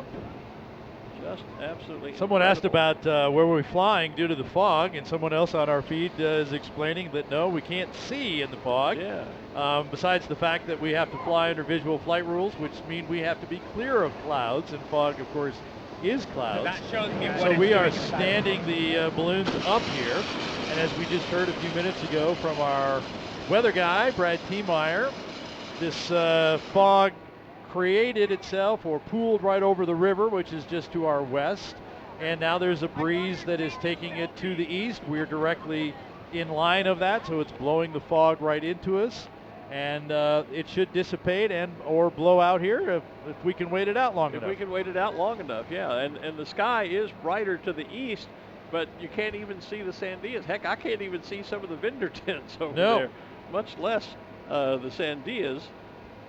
I don't know if it's because the balloons are standing up in here that we're starting to see a little bit farther out or not. One of the commenters on our Facebook page says Fiesta is on the Weather Channel right now. Well, no doubt. We have probably some of the strangest weather ever happening, especially such localized fog. So, wow, that's cool. Thank you, Beth, for sharing that with us. And thanks to the folks at the Weather Channel. And no, our friend from China said, no, the flights are not yet canceled. We're still on hold. If this fog burns away as the sun continues to rise and begins to get a little heating, if it'll burn off quickly enough, we will still launch balloons. So we're not canceled yet. Well, and we shared the picture from the north end of the field. Yeah, it's clear with on Brad, the north so end. he's going to go back over and have that conversation with the officials because they can't see the north end either without our camera. So they don't realize that it's clear on the north end. So so it is starting to move that way. So I'm sure they're not going to launch. I think what's happening is it's creeping back, but to the north now a little to bit. the north end of the field because, as I said, it's clearing a bit here on our end of the field. So the fog is just kind of shifting from one end of Balloon Fiesta Park to the other, I think. We mentioned Dr. Pepper, and on the other side, as time flies, our XTO balloon. Of course, Balloon Fiesta Live, powered by XTO, an ExxonMobil subsidiary. Right in the middle, the Zia balloon of Tom McConnell. And someone asked, is that Cynthia Seal? Yes, peeking out between Dr. Pepper and the Zia balloon, that is Cynthia Seal there. Joe Vallis says that the fog is kind of burning off in downtown right now. So checking in from downtown Albuquerque. So, and it is getting brighter here, definitely where we are at this end of the field. But as we said, the fog is maybe just shifting ends of the field. So my good friend Cindy is asking if it's a fog burn versus an all burn. Yeah, well, I suppose it is. Good morning, Cindy. Hi to Glen. We should do what is that song? Foggy Mountain Bottom Breakdown? Blues or Foggy Mountain Breakdown? Yeah, something like that. I know there's a song out there about fog somewhere. Have the Dawn Patrol balloons landed safely? Yes, they have. They were up and down. Those two that flew down early. There's a great shot of Tristan, our pilot. See if he can turn his balloon. See if he'll rotate his balloon 180 degrees so we can see the banner. Tara Kraus is asking, her daughter would like to know if Spider Pig is there, and I believe Keith Berry is going to be flying Spider Pig later this week, isn't he? Yes, Keith will be here with Spidey Pig for the Special Shape Days. So yes. Spider Pig will be here for the Special Shape Days, which are on Thursday and Friday of this week. So Spidey Pig is here. John Trione. Good morning, John, from Wisconsin. How are you? Foggy Mountain Breakdown is the song. Thank you, Keith Berry. Always good to have a resource of knowledgeable. And we have a wealth of it online. We do. It's amazing the conversation that's going on online. Well, and there are pilots, balloonists who are online watching who can't be here that are answering people's questions before we can even get to them or even see them in the comments. So that's exactly it. We great to have appreciate all you of them doing that. online Thanks. and helping us out this morning. You bet. Thank you much. And yes, again, someone's asking, the Dawn Patrol folks are down. They're down and safe. So no problem there. Will you be live for Special Shapes? Yes, we will, Tara. We are live for every flying event for the next 9 days. Morning and evening. We will be 6 in the morning we sign on, and 6:30 in the evening. That's Mountain Time. You have to transfer it to your time zone. But yes, we'll be here for all the Special Shapes activities. We are, of course, Balloon Fiesta Live, and we were powered by XTO Energy, an ExxonMobil subsidiary, and the XTO balloon at Art's request has just turned around, and as I look at that balloon, Art, I can also begin to see the top crest of the Sandias is peering at us through the fog. So clearing between us and there. Yeah. Yep. And there's our XTO crew. Tristan and the yes. Good. Thank you very much, Tristan. Lance Terry, who's also not only a balloonist but an airline pilot, says, in all my years of flying jets into the Albuquerque Sunport, I do not think I have ever had to do an instrument approach there because it's always such a dry air. Very ironic that AIBF is on hold due to IFR weather conditions, otherwise known as fog. It is ironic, Lance, you're absolutely right. Darth Vader and Yoda, are they at Fiesta this year? I assume so. Do you know, Art? Are they on the Special Shapes list? I'm sorry, didn't... Darth Vader and Yoda? Yes. Are they back this year? Okay. Yes. Yep, they're back. Hello from Maine. Hi, Jolene. The one special shape that everyone looks for that will not be here this year is Arabelle. Arabelle. Yeah, Arabelle the cow is not with us this year. Couldn't book it into her schedule for somehow. We still have a great partnership with Creamland, who also brings us the Arabelle the cow. Well, and I had some of their delicious chocolate milk this morning. There you go. That's so the sponsorship is still there. It was just a scheduling issue with Arabelle this year. This is the only place that I drink chocolate milk, but out here there's just something about it that it's extra good, and I enjoy it in the mornings up here. Elaine says, simply amazing, I'll make it someday. Schumer Next Harmon year, says, Elaine, or at least in 2021.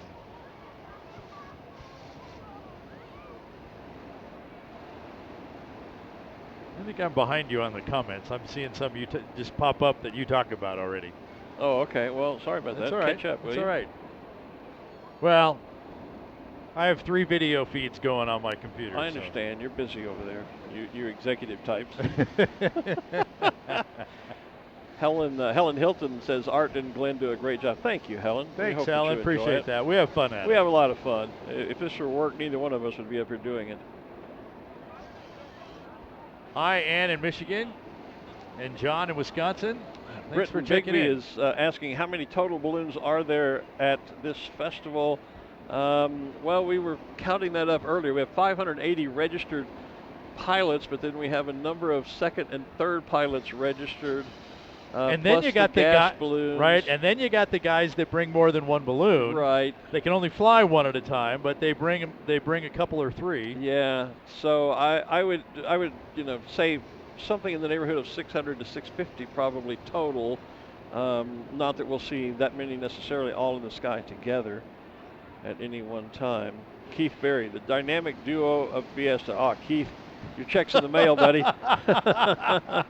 Either that or we'll buy you a beer when you get out here.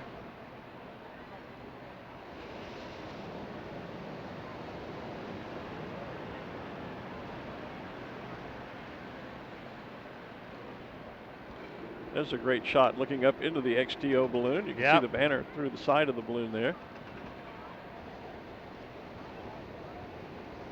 And definitely, yeah, we even see here's the south end picture as well. You can see that we're starting to be able to see back up through the field again. Yep. Where 7 or 8 minutes ago, we could barely see the Dr. Pepper balloon. Right, yeah. I thought sure that the there's Wags tower was going to be, that is Dean Carlton's brand new balloon. We're seeing the paws side of it as opposed to the puppy dog face. For years, they had the one of the two zebra or zebra, depending on where you are in the world, balloons. The pink one that had the zebra head and tail on either side. And Wags, by the way, was modeled after their two pets. And Dean was telling me they took hundreds of photos, and there was revision after revision after revision after revision, especially if you can't see the face of Wags at the moment. But if you do, it is so lifelike. It just looks like that puppy's going to jump right out of the balloon at you. And there were a whole bunch of revisions to get it just right. Beautiful puppy dog balloon is Wags. The yellow one with the kind of compass rose or splash of colors coming out of it. That's Jerry Graff's balloon. And I used to know the name of that. And of course, now I've Lofty.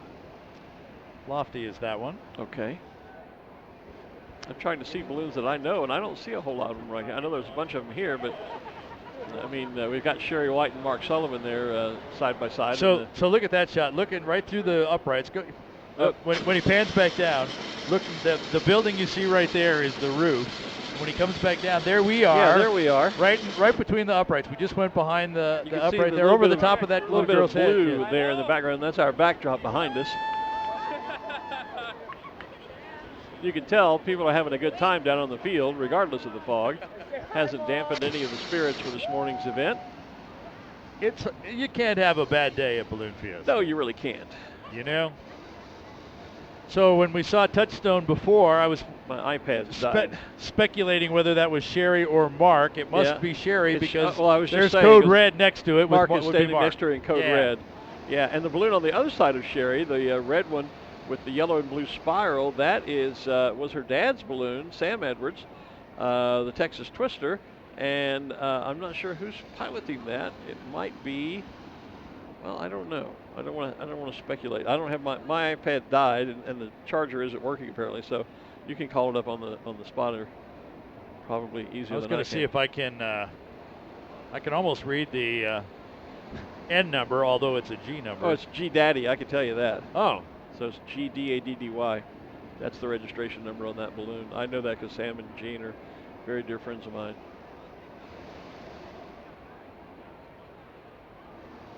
So I thought I had the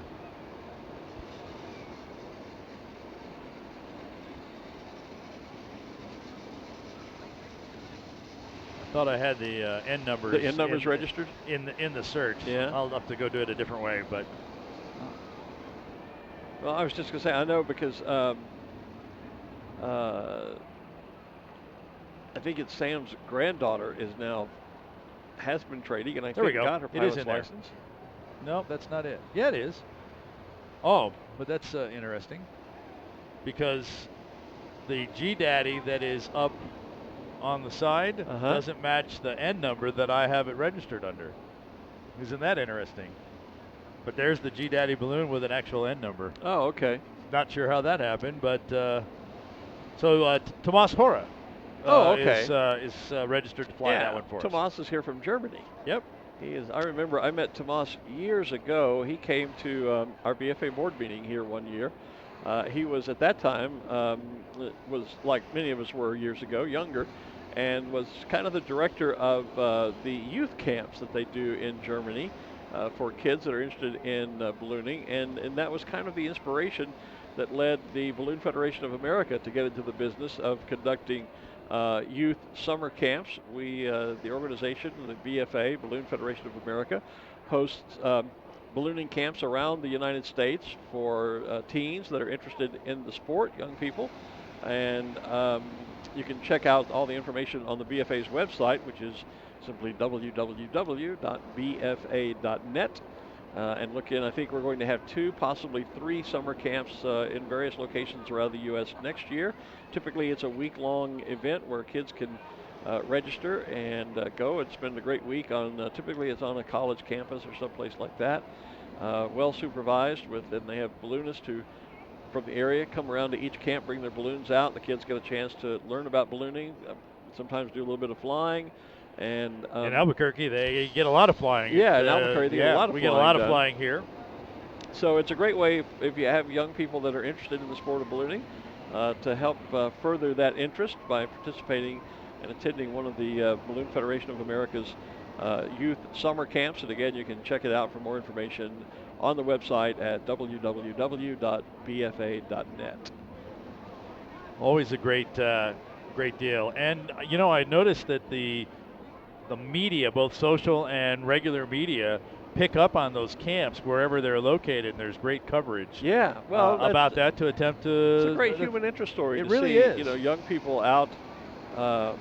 Doing great things as opposed to getting in trouble. Yeah, and there's a lot of that going on in the world. Greta Thunberg, I'm probably ruining your last name, but the young lady who is leading the youth movement on climate change. Yes. There are kids like that. I have a good friend over in the UK who is writing a book called, I think the title is Generation Hope, and she's profiling a number of young people like Greta who are doing wonderful things to help change the world and make it better to ensure their future. Because we haven't done such a great job of taking care of things for them in some cases. And so, yeah, so it's always a great story when you see young people involved in positive things, and learning about ballooning is certainly a very positive thing for kids to get involved in. I can see a number of rows up. Yeah, The view starts getting blocked by balloons now instead of fog. So, and I can see more trees off to the side here. And I can see holes where there's blue sky above us. It's not entirely blue yet, but hey, there's Smurf. Smurf, one of the shapes that's been here before, but hasn't been here a few years. The blue Smurf is back right there on the screen. Oh, on the monitor. Oh, yeah. And sure enough. Philip 66, Paul Petrin flying, and that's a new envelope for Philip 66. Okay. And I see the Wonder Bread balloon in there as well. Spot the Wonder. That's our good friends Chris and Amanda Sabia. Had a chance to chat with Chris down in the sponsor office just yesterday before we were doing our rehearsals, as a matter of fact. And looks like Dos Equis just to the left of the Phillips balloon. That would be Scott Appleman, and the CEO of Rainbow Riders. Back to Wonder Bread for just a quick moment. Chris was telling us yesterday, 2021 is the 50th Balloon Fiesta. Well, yes. It's the 100th. It's a centenary anniversary of Wonder Bread. So might be some sponsorship possibilities there, I think. I think that was being tossed about yesterday. There's Smokey peering out behind the balloon again. Yeah. Only you can prevent wildfires. Wildfires. Used to be forest fires. I wonder why they changed that. I'm sure there's a reason. Well, because those fires are in other places than forests, I would guess. Well, I guess so. Yeah. Okay. That makes sense. So I have, some years ago they published a great book about based around the Smokey Bear balloon and the biography of Smokey Bear and whatnot. And I was given a copy of it. And still have that at home in my library. It's a great book. And the Smokey Bear balloon. I'm of that generation that grew up with, right. Smokey Bear. Back in my day, it was Smokey Bear saying only you could prevent forest fires. I remember that. Yeah. Of course, we come from the same time of we are same both generation. Of that age, that generation. You're right. There we are. Millennials, we are not. No, although we've been around almost that long. Almost, yeah. Most of the millennium we've been here, it seems like. So I'm not sure that's a good thing, to tell you the truth. Oh, well, what a great morning here. Interesting morning. Fun for us, because we've just got to blether along here and not really had a whole lot of structure to have to deal with today. And and you're a witness to and we're glad to bring this to you. A weather phenomenon that just doesn't happen in Albuquerque, and no one can remember it happening here at Balloon Fiesta either. I can tell. That's what I was. No one. People who've been here for most of the 48 years have ever remembered this. I was just saying, earlier, like I said, I don't remember my 30 years, and I feel certain that if it had happened before, there would be tales about it, like the tales of the famous the year that this happened. Freezing. We talk about the year it snowed on the last day, doing all of that Balloon kind of Fiesta stuff, and things like that. Yeah, and the year that it snowed. Well, I've never heard fog talked about, so it's getting bright enough now that I'm actually changing glasses from my prescriptions. What do they call those? The photograys? Photograys to actual prescription sunglasses, because they're darker and actually a little bit crisper than the photograys are. So it's definitely getting brighter. And really living here, and I've lived here for 40 years now, fog in Albuquerque is maybe a once-a-year occurrence. Yeah, I would think. And it just doesn't happen here. We were joking about rainfall is not an everyday occurrence by any means here. I think our average rainfall for the year is like 7 inches. Yeah. And there are many places that get that in an hour. Right. But yeah, we get 7 inches all for the entire year. And so I looked. We probably got, depending again where you are, better than a half an inch at my house, which is on the west side of town. In the storm that came through yesterday, and it did pour, but it lasted for about an hour, and then it kind of just drizzled on and off. Away. It went away, and now, of course, we're just trying to dry things out in the river and the air, and once it does, we're definitely seeing more blue above us. And the sun is just about to come. I mean, it's well above the Sandias. It's actually just about to top the roof next to us here on the rooftop studio, and there is a bright orb up there that I can see. There's still a little bit of cloud between us and it, but not much. And as I say, things have definitely gotten brighter on our end of the field here on the south end.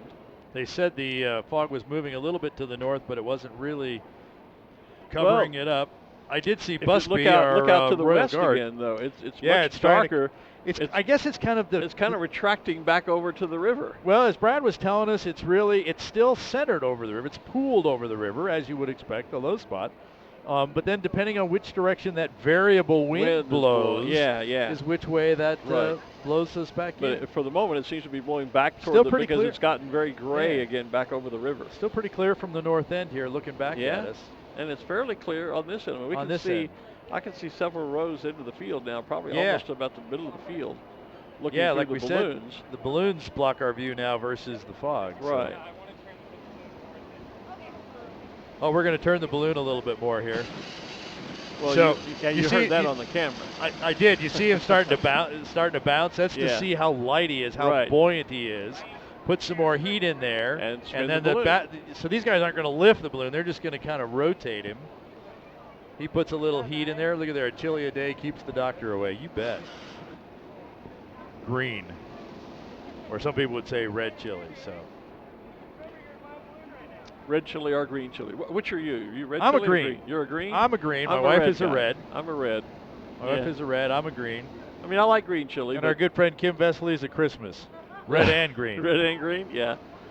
That's because she can't make up her mind. And I guess it kind of depends. I like red chili like on my enchiladas. But I love green chili stew. Oh, there you go. So, so I can go either way, red or green.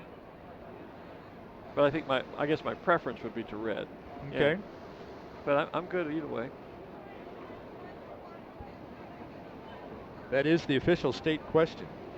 Red or green? Red or green? Really? It is. Yep. I like it. And the state aircraft? Well, it's got to be a hot air balloon. Of course. Yeah. Has to be. You betcha. So I've told you the story about of how I obtained a New Mexico State highway sign. I didn't know you had a sign. I do. I don't think I heard that story. Well, okay. Since we're staring at the Zia balloon, the New Mexico State highway signs it's a black square, a white circle, and then a red Zia in it with the highway number in the center of the circle of the Zia, right? Yes. Okay. Well, years ago, and I'm talking back in the 70s when I was a young man, we were out. Oh, so the statute of limitations has run, so I'm good. I can tell the story. My mom and dad and I were out here on vacation. I don't remember if my sister or younger brother were even around at the time, but I think they were. I think we were headed up to Colorado. I have an aunt and uncle that used to live in Durango, Colorado. Anyway, we're driving through the state, and I was in Boy Scouts at the time. And I was in the Order of the Arrow, which is a special organization within the Boy Scouts. And I saw these, the first time I'd ever seen the New Mexico Z, I saw these road signs. And I thought, wow, those are really cool. And no, I'm not going to tell that part of the story. We made an attempt to get one, but we didn't get one. So, but a few weeks later, after our family vacation, I wrote a letter to the State Highway Department here in New Mexico, and asked what would be required to get one of those signs with our troop number on it. Our Boy Scout troop number on it. Yeah. And I never got a reply. I came home from school one day, and my dad says, "Son, you owe me, and you owe me big time." And I said, "Gee, Dad, what did I do?" And he said, "Well, UPS showed up with a package today, and the state of New Mexico made me a road sign with our troop number on it, and UPS'd it to me with a bill attached, of course." Oh, of course. But without ever having responded to my letter, I just wrote an inquiry saying, what would it take? Well, they just went ahead and made it and sent it to us with a bill. Dad paid for it, and I still have that sign to this day. Is it metal? Is it wood? No, it's wooden. And so it's been kind of routed out by chance? With the Zia? No, it's just painted. It's just painted. Yeah, it's just a big old piece of square wood, but it's all painted. Okay. But I've kept that sign for, gosh, probably 40 years now. Wow. Yeah. But as My I wife's say, dad, I'm not going to tell the part of the story where we did attempt to sort of surreptitiously obtain one, but thankfully we didn't. My wife's father made a number of the name plaques and different signs that were in the Capitol for many, many years. Yeah. So I was just speculating, and so a lot of the woodwork and the routing work, that's why I was asking about that. Okay. That there could have been a connection there that he may have made that sign. No, this was just a flat painted sign. Yeah. Speaking of he woodworking, still could have, because he did do a lot of work for the state on those as well. Speaking of woodworking, do we have are our chainsaw artists back this year? They are. Because I years ago, not that many years ago, back when I was still flying, 5 years ago or so, I went down and commissioned one of the guys to do. They actually carved a beautiful. Took my Coyote Moon balloon logo and carved that for me into a big piece of wood. But that's a great thing to go and watch after the balloons are down, is the wood carving. These are chainsaw wood carvers that Steel, I think, sponsors a competition here every year. And yet every day they have beautiful creations down there, some that are just out for outright sale, others that you could buy raffle tickets for, and they raffle them off during the course of the weekend.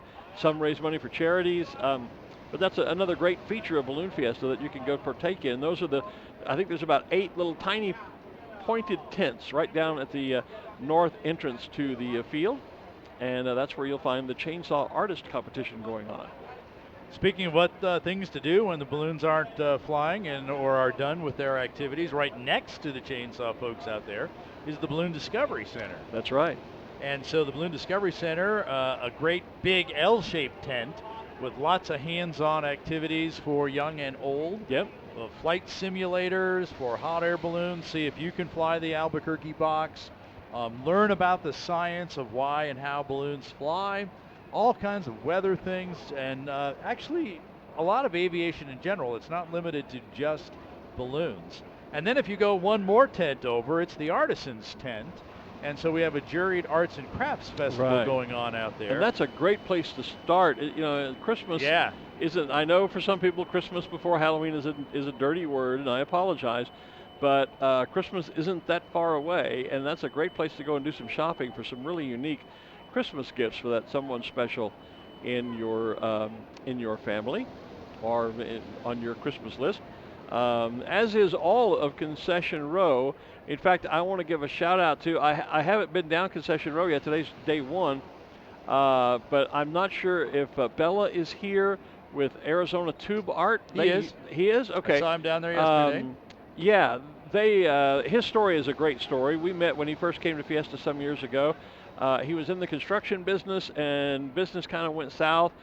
and he sort of made lemonade out of lemons, and started taking. He worked in the pipe industry and started doing laser cut designs in pipe to create these beautiful luminarias. If you're familiar with what that is, candle holders. They do wine holders now and napkin holders, all sorts of things. But I wanted to give him a quick shout out because I have a very dear friend over in Scotland that I had them. I commissioned a special one of using her company logo for prickly thistle, and Bella did a great job of creating that, and I presented it to her when I was over in Scotland just last month. So thank you for that. Arizona Tube Art, one of the many really unique products you can find along Concession Row here, and there are many, but they make great Christmas gifts. One year I gave my entire family, everybody in the family got one of Bella's creations. So yeah, so hello to Arizona Tube Art. They are here amongst our concession folks, and a great place to go do some shopping. So I've just gotten word from our executive director that they have decided to not allow any launches this morning because of the lingering fog. Yeah. As we've talked about, it's kind of come in, it's moved north, it's moved south. There's still, while it's clearing a little bit over there, it's actually gotten thicker to the north out there. It's just not burning off at any type of speed to allow for safe flights. So there will not be any launching of balloons this morning. We are going to continue to let balloons standing up in a static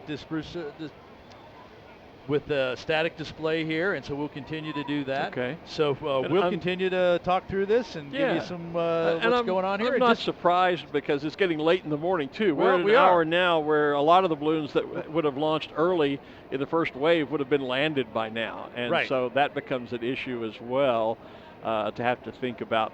Speaking of people who have to sometimes think about and make those decisions, Harry Seasons is a former balloon meister here. In fact, I believe Harry was the balloon meister in 1990 when I started my role here on the tower talking about all these hot air balloons, and Ruth Lind has Harry somewhere down on the field now. So Ruth, it's all yours. There, I can't hear you. Hi, I'm here with Harry. Go ahead, Ruth. Okay, thank you.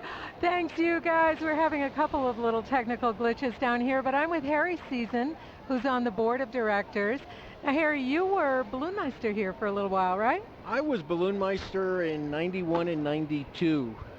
That seems so recent, but I guess it wasn't. We're kind of getting grayer. Anyway. It was a long time ago, and you know, looking at the improvements that we've made over the past 10 to 15 years, especially with regards to our weather predicting and forecasting capabilities, it's just phenomenal what the types of information that we have available now to give to our pilots. That's just terrific. Now, you were telling me earlier that the board and Fiesta have been putting out all kinds of messaging for people to come early.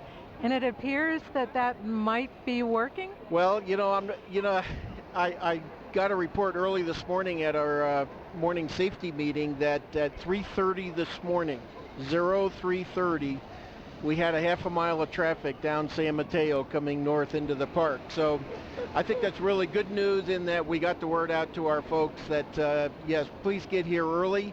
As you know, we put in the metal detectors this year, and we had a line early this morning, but we got people through very quickly, and so that seemed to have worked really well. So I think overall, we're pleased with the changes that we've made this year, and frankly, the crowd is just absolutely phenomenal this morning. It's a massive crowd, and a really good day. It really is, and it feels with the fog, it feels like everything is very soft as opposed to the high energy that we usually have. You know, we're doing a morning balloon glow, and I'm sure the officials this morning are pulling their hair out as they watch this fog roll in and roll out. Of course, they don't want to launch the balloons off into the fog here when they're supposed to be under visual flight rules. And of course, even if it gets clear over the field, they want to be assured that the pilots have an opportunity to land not in the fog. So I suspect they're pulling their hair out up there and trying to figure out, can we let them go or not let them go? On the other hand, we're putting on a great show right here on the field, and people can walk up, look up inside the balloons and everything. So, you know, overall, I think it's a great morning. It really is, and people talk about the balloons flying or not, but in reality, the show lasts a lot longer this way. Well, they're all sitting here on the field, and everybody's getting to walk up and talk to the pilots, talk to the crew, and get up real close and personal, which frankly, for all the events that are done in ballooning all over around the world, Albuquerque is about the only place where you can walk up and actually touch the fabric and talk to a pilot and be up close and personal. Normally, you have to be outside of a fenced area. And that's what we have worked on for 40 plus years now, is to make sure we can do that in a safe manner, that the pilots are comfortable and their crews are comfortable with having so many people all around. But we've done it for so long now, and our people are respectful of the systems, the balloon systems themselves, and it's worked out really well for us. That's great. Well, thank you so much for joining us this morning, Harry. Thank you, Ruth. Glen Thank you and for Art. being here. Okay, dear. Thanks, Ruth, and thanks, Harry. And I wasn't too far wrong. I guess Harry was the assistant balloon meister in 1990 when I started, and then in 91 and 92, as you heard him say, he was the balloon meister here. So Harry and I have worked together back in the day. Well, and the assistant and the balloon meister, they work very close together. In fact, there's a succession, as you might expect, from being assistant in 90 to moving on to balloon meister in 91 as well. So again, we are on no flights. So flights have been canceled for today due to the lingering fog in the area. We have a great static display going on, and those of you who are on the field here have a great opportunity to get up close and personal, as Harry Season said. For those of you watching us online on TV, we're going to continue to bring these pictures to you for a little while, and kind of, if we spot some things that we haven't been able to show you yet, talk about that, give you some other information about what goes on here at Balloon Fiesta, so that you feel like you're here as well. I did see a question about bringing dogs. I'm going to expand that to pets onto the field. They are not allowed. Do not bring your dogs or pets out here onto the field. It just isn't good for anyone out here for lots and lots and lots of reasons. So please do not bring your dog. You will not be allowed to bring them onto the field.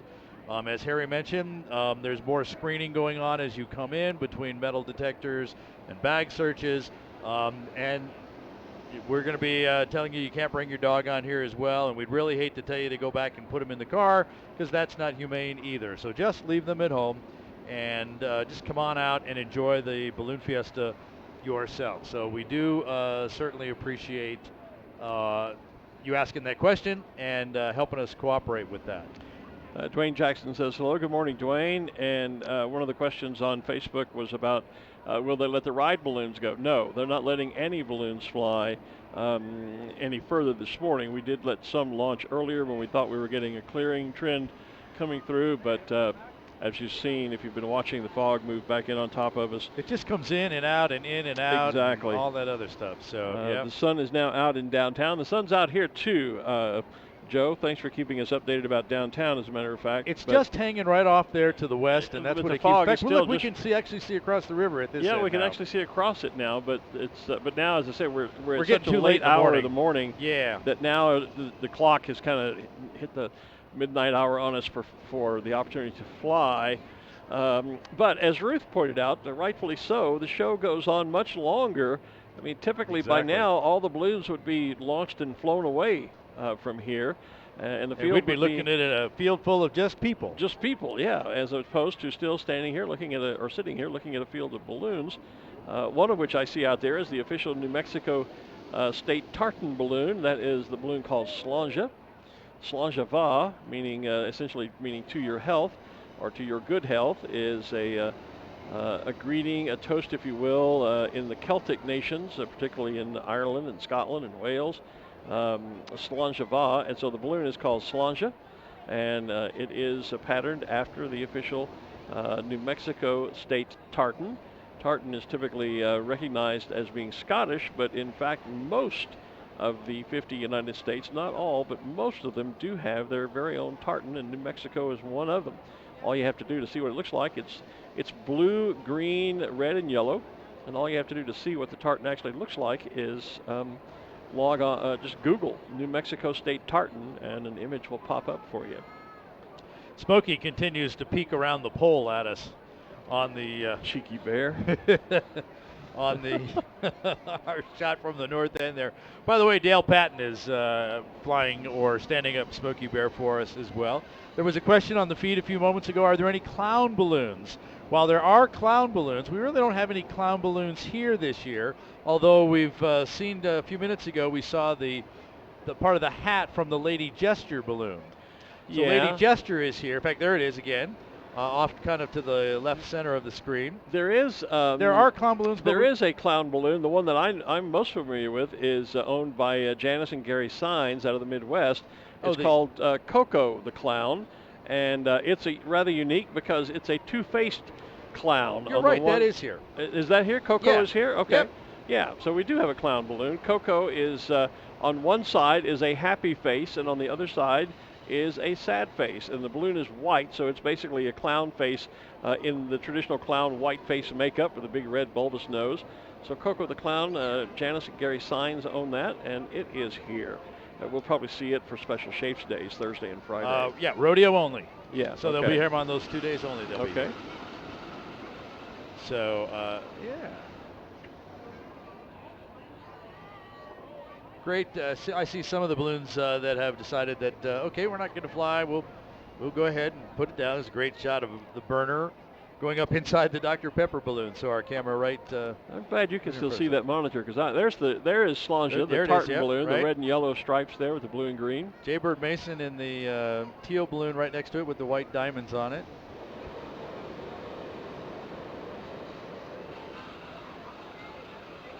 You and I were joking because you were kind enough to get me a Balloon Fiesta Live cap, and I was telling you I don't wear caps very often. I really don't.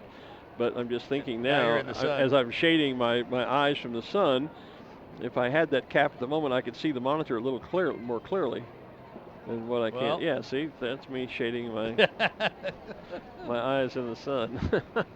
The Bank of the West balloon we saw just a few moments ago on the screen. That's Beautiful Noise, Craig Hayes. Yeah. You know Craig? Yeah, know Craig well. Beautiful Noise comes from the Neil Diamond song of the same name.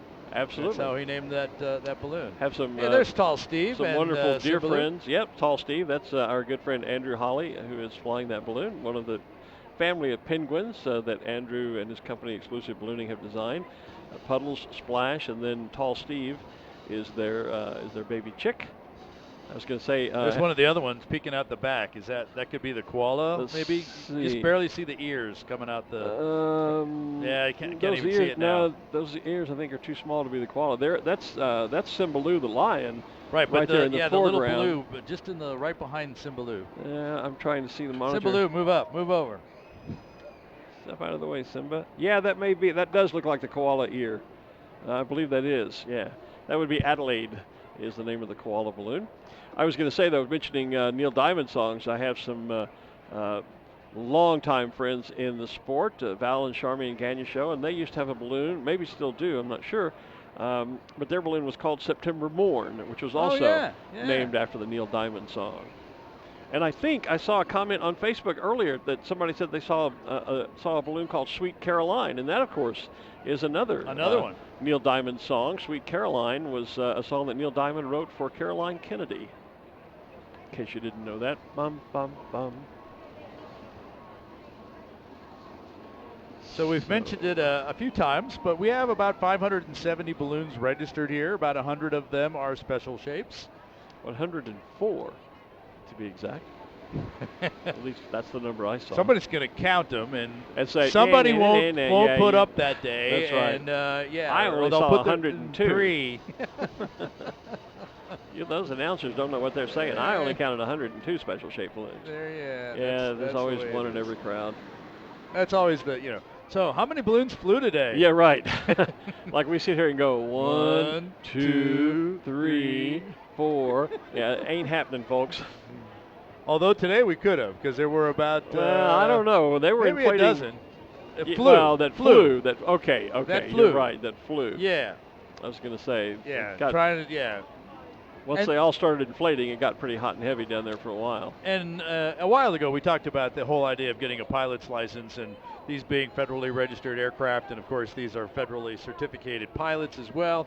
And so they are, just like the pilot of your 737 airliner or any other deal, the pilot is the pilot in command, and they are the person who makes all of the go, no-go flight decisions. Now, Fiesta can close the field and not allow any flights from here, but any flight that does happen happens at the discretion of the pilot himself or herself. That's true. The pilot in command always has the individual decision to make whether to fly or not. We could raise the green flag and say, everybody go, but if for any reason whatsoever you don't feel comfortable, whether it be an issue with your equipment, maybe you're like me this morning. When I first got here this morning, my tummy was a little upset, and you just don't feel like flying. You perfectly capable of making that decision and saying, I'm just going to stay on the ground. Obligated to make that decision. That's right. Really? Well, you are. I mean, that is your decision. You're obligated to make a decision. Are you going to fly your balloon or not? And you can make the decision, yes, I am. You can also make the decision, no, I'm not.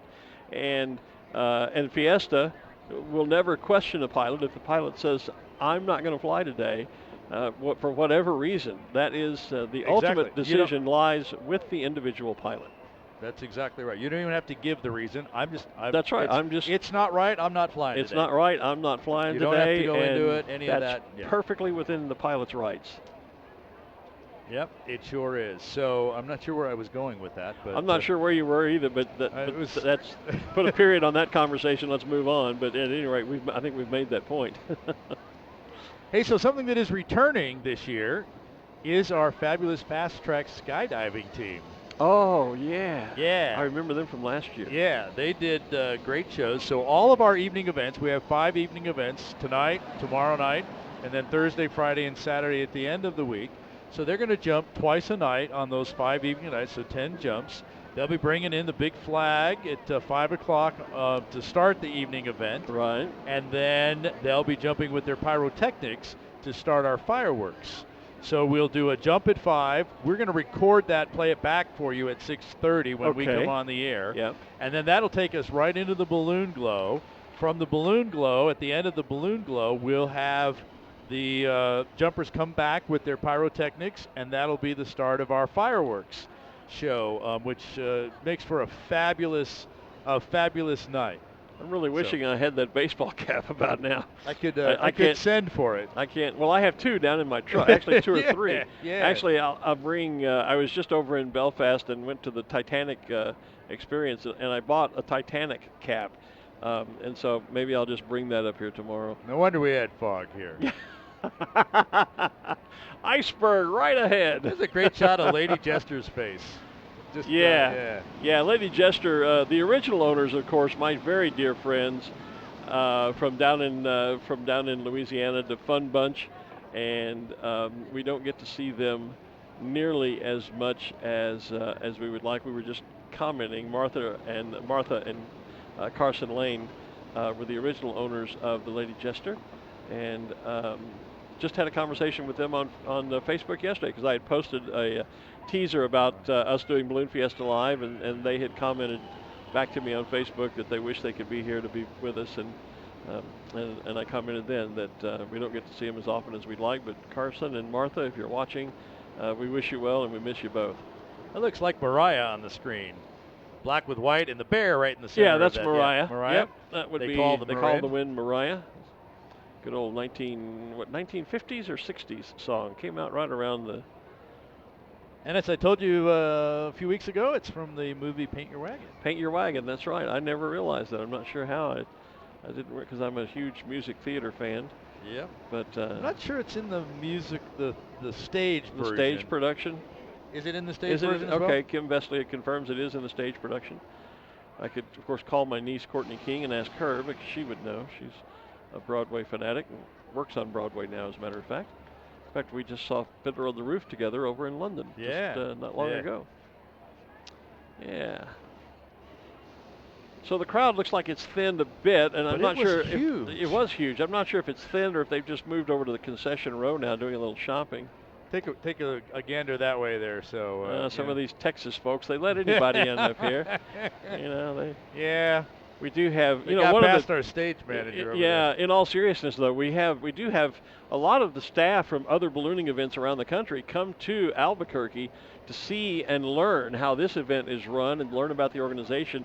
And the Great Texas Balloon Race from Longview, Texas, Dan Droege just here, and they have a whole bunch of folks out here each year that come out in part for just the fun and the camaraderie and to be a part of the event, but they also come and observe and watch.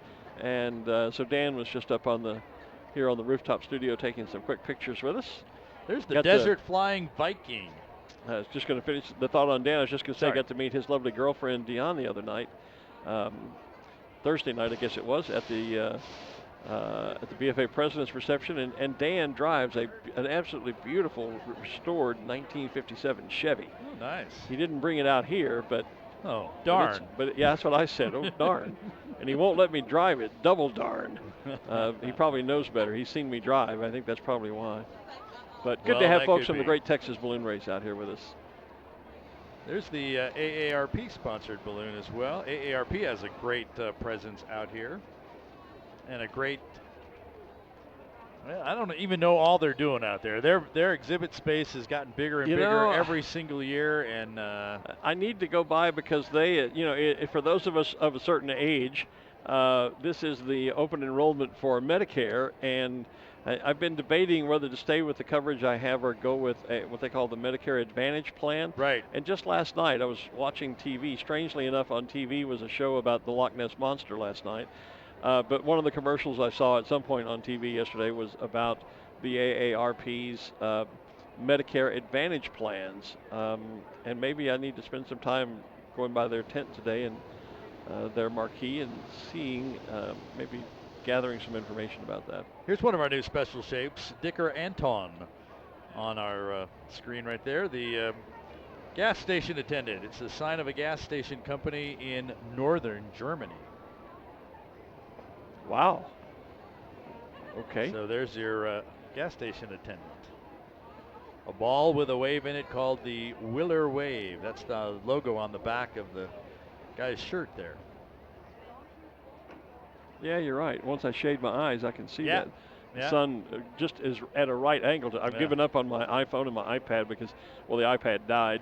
And my iPhone, the sun is just so bright that you can't. You'd think Apple could, you work for Apple. Who do I lodge a complaint with? You'd think you guys could make a screen you could read in the sunlight. I only work part-time for them, and I'm off in the other side here. So I'm just saying. Come on, Apple. Well, you have that side. You're in the sun. You know, it's kind of like you gotta. I can see my screens just fine. I mean, we're into the. Yeah, but you're in the shade. Well, it doesn't count. That's my point. Why can't you make a screen that can be seen in the sunlight? I had that problem when we were up here doing rehearsal yesterday. The sun was out and you couldn't see my iPhone. You'd think it's crazy, with all the technology and with this new iPhone 11 and not just iPhone. I mean, well, I don't know. I've never had a Samsung or any of those other phones, Galaxies and whatnot. But iPhone is particularly frustrating because you can't see the screen in the sun. I'm just saying. Well, Hey, there's Ken Drawn. I see his balloon. Ken is a longtime good friend of mine from the state of North Carolina. His balloon is yellow with two bands of red and blue at the bottom and then some interlocking red and blue diamonds in the center of the balloon. I remember years ago, Ken made a joke and said, if I ever get close enough to a target, I expect to hear you talk about me. And I said, you get close enough to a target, Ken, and I will talk about you. And so is he close to a target? Well, he's not now, but I can see him, so I figured I should talk about him anyway. Right in the center of our picture there with just went away with the kind of orange and yellow at the bottom and the more purple at the top. That's my good friend Brian Mick and the ABQ Hopper balloon. That's another home built. We talked with Barbara and Peter Cuneo Fricke this morning. Right. And Barbara has made two of their hot air balloons. The one that the Germans are flying is the one that they're flying. Okay. And actually, there it is right there. They made that one as well. Now that's one of those smaller balloons, and we either fly a small basket on it or a two-seater chair. A two-seater chariot, yeah, the duo chariot. Yeah. Which one of our crew members actually built that. So, in fact, more and more people are actually getting into that, having balloons built and made, things like that. Yeah, the home-built scene is quite big here in the United States and really around the world. In fact, they have their own, for a number of years, the Home Builders Association has had their own balloon rally back east. And the duo chariot has come to my attention here lately because I retired from flying because I've got bad knees. I have bone-on-bone knees, and I just can't stand in the basket for an hour or so to make a typical balloon flight. And I was having a chat with Andrew Holly about the fact that I still have my commercial pilot certificate, so I'm still legal to fly. And we were discussing, I thought, well, if I could sit down and fly, it'd be different, but I wouldn't have to stand on my knees. And so we talked about the idea of a duo chariot, as a matter of fact. And so those are slightly larger than what we call a cloud hopper, which is a one-man balloon, but a duo chariot is, it's kind of like taking the bucket off of a Ferris wheel and attaching a balloon to it. That's kind of the, because you sit side by side, and then you have this piece usually that kind of folds up over your feet and provides some protection for your legs and your feet. And so, yeah, duo chariots they're pretty cool little balloons. The balloon that was just on the screen, Flame On, Jay Bird Mason with the Realty 1 of New Mexico, and there's Shovel Man and Cox Utility right here on our screen. Okay. With the advertising the call 811 before you dig. Before you dig, yep, for any time you're doing underground construction of any type. So Cox Utility on the left, Shovel Man on the right, and of course the whole idea of the flags here. And we've been talking about the inflation side, which we don't always get to see is the deflation side of this. That's right. So here goes the Zia balloon, who's been standing up in front of us here. So the idea here is that they pull the vent line, open up the top of the balloon, the hot air goes out, and over it comes. And so now you see the crew that is working to pull on the load lines. That's those white tapes going through there. That's the structure of the balloon. Right. And they're going to kind of just pull that down, close off the throat so no more air gets in there, and it just continues it all to rushes out the top. Force the hot air out the big opening at the top of the balloon. And it's just like when we talked about with the inflation, where we use the inflator fan to blow ambient air into the envelope to fill it with air. And you then heat the air, and that hot air causes the balloon to rise. As you pull the top and open the vent at the top of the balloon, all the hot air goes rushing out of the balloon. As that air it dissipates and disappears out of the balloon, then the balloon falls because it no longer has hot air in it to create lift. And so the envelope literally collapses on itself and allows you to pack it away. Well, and there we see from the top, there's the opening. Yeah. The red they're going in after, that's the parachute top. So that's been held up by that hot air that you've just been talking about. They want to pull that back up to the top because when they go to inflate it, they'll tab the ends of that end to hold it in place while they're blowing the cold air into it. Right. When you tab your parachute in, by tabbing, typically there are patches of hook and loop fastener, or Velcro I'll say is Velcro. the brand name. Okay, Velcro's the brand name. Yeah. And so you go around and you tab it in. You connect the two sides of the hook and loop fastener. The Velcro sticks together and it holds the parachute top in place until the balloon is inflated. Once it's inflated and stood up, then air pressure alone holds the top in there, and you can actually pull that vent open and release all of those tabs, and then the parachute top will reseal itself just by being pushed back into position by the pressure of the air inside the envelope. But initially, you tab that in, or basically just connect. You stick the two pieces of Velcro together. Tall Steve is standing up down there now, and you can see he is pretty tall for a little baby penguin chick. That is Andrew Holly who's flying that, and many of the other long lead balloons that are here as part of Andrew Holly's exclusive ballooning, his company exclusive ballooning. I want to give a quick shout out to Louise Moore. I don't know if Louise is watching from over in the UK. She is essentially the operations manager for exclusive ballooning, and typically is here with Andrew and his team, but she gave birth to a lovely little baby girl, Grace Rose, and so she's at home basically on maternity leave, and I'm now an uncle for the second time in congrats. In the UK. I'm sort of a uncle in name only. That's okay. We can still congratulate.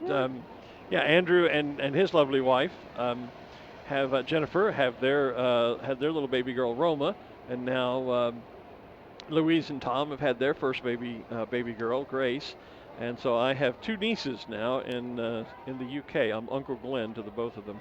That's kind of fun. So Holly from Woodlands, Texas just asked us to show another picture of Anton here, and we just obliged you, Holly. Hope you enjoyed that. I can't even see the monitor any longer. I'm going to bring a cap up here tomorrow. I'm going to give up. All the beautiful weather. Hey, there's the Kansas Jayhawk balloon. The Jayhawk on the side. And I don't know what's on our screen, but the balloon that's there by Tall Steve and right by Ken Drawn too, that has all the people, all the kids standing around it. The globe balloon with all the kids around it. That's Orv Olivier's balloon. Earthchild, with all of the different children of different races holding hands around the world. What a wonderful thought that is. There you are. If only we lived in a world like that. And Steve's checking on him.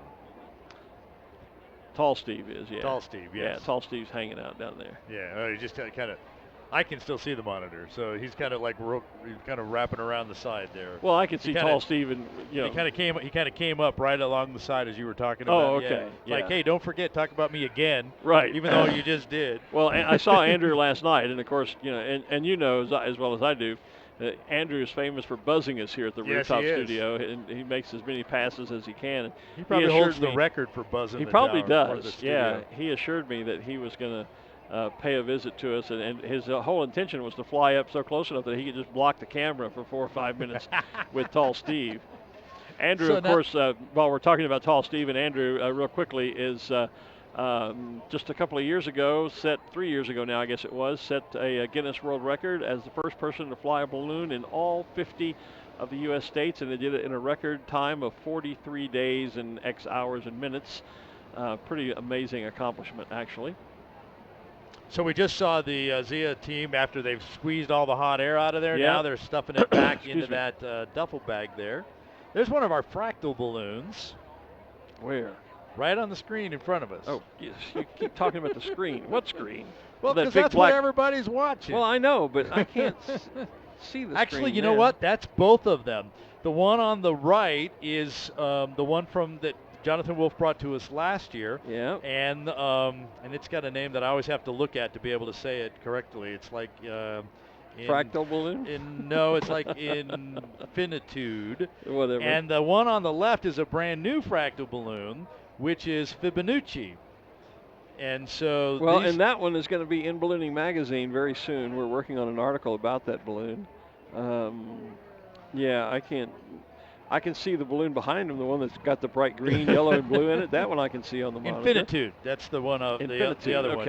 Yeah. And Jonathan has been working. Jonathan actually brought us the first tie-dye balloon. That's right. So we kind of worked with, they bring in this white flat fabric, and then they would tie-dye it. And one of the tie-dye balloons that he built is just deflating over on the far left side of our it is. I see it over on our the view. It's not on the screen. Yeah. But so he would do those, but he had been always working. He's big into fractals. I think he's the president of the New Mexico Fractal Foundation, and there's a Fractal Foundation. Yes. Okay. Actually, Jonathan does a fabulous presentation on fractals, what they are, where they come from. It's really an algebraic equation. And it's just that explains why I don't like fractals.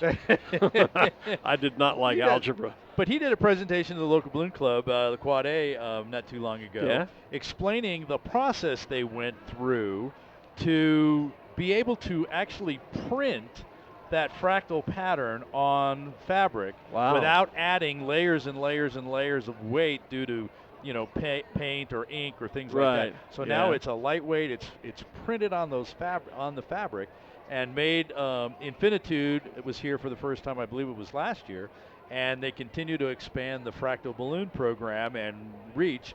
And now with Fibonacci being the second one, the more orange. Infinitude is more blue. Fibonacci is more orange. It's more orange, yeah. Now I can see it now. It's behind Fibonacci, right behind Tall Steve. Yeah, I see it now. Peeking out between the red, white, and blue and Tall Steve there. And then, I can just see. See to the right of Tall Steve is the blue one. So there's Infinitude. Okay, yeah. So there are the two. Gotcha. So there's our talk about balloons in fractal balloons. And now that we've decided not to fly balloons, well, I was going to say, so I'm wondering what the shot, what it shows us though is that the fog finally left. Yeah. Yeah, just about the time we Well, but we've been standing up here on the field for a couple of hours. Flight time is usually an hour, hour and a half. Yeah. It's So about time to be landing. We've burned the. We've certainly filled the flight window. Yeah, and burned up the propane for that. Yeah, so. and used the fuel that we would normally use in a flight, maybe more even, staying on the ground here like this. There's a great shot of the U.S. Bank balloon and Scott McClinton. Looks like the MIA balloon on the left. And I think that's the two of the round balloons of Wells Fargo down there too, the red and white balloons, I believe. I think not in our shot. Oh, there's one. There's one of the Wells Fargo balloons. Yep. Yeah, I'm just looking at the field. Back, if you look through the U.S. Bank balloon, I gave up looking at the monitor. So, I'm playing spectator. What's out on the field? There you go. So I was going to tell you who else was right there with those guys, and that's all right. No, go ahead. Brag about being able to see the monitor. I don't care. Go ahead. Just have. It looks like the Smurf nose right out there with the. Yeah, now that the I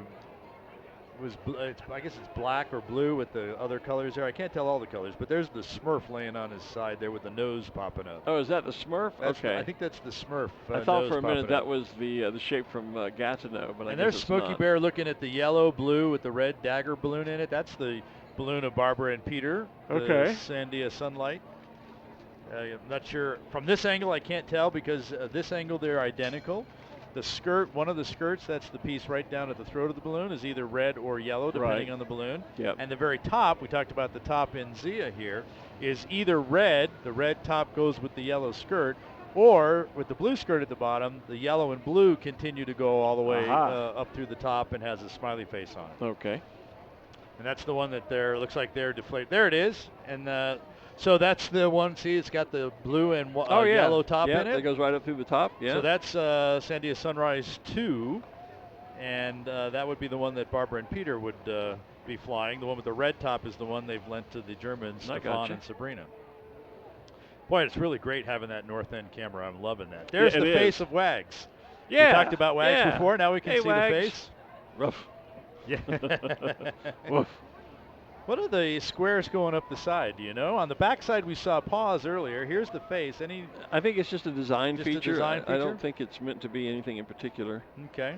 I don't know. I'll have to go down to Dean's launch site and ask after we sign off. We'll go down and do a little tailgating with Dean and his crew and find out. Yeah.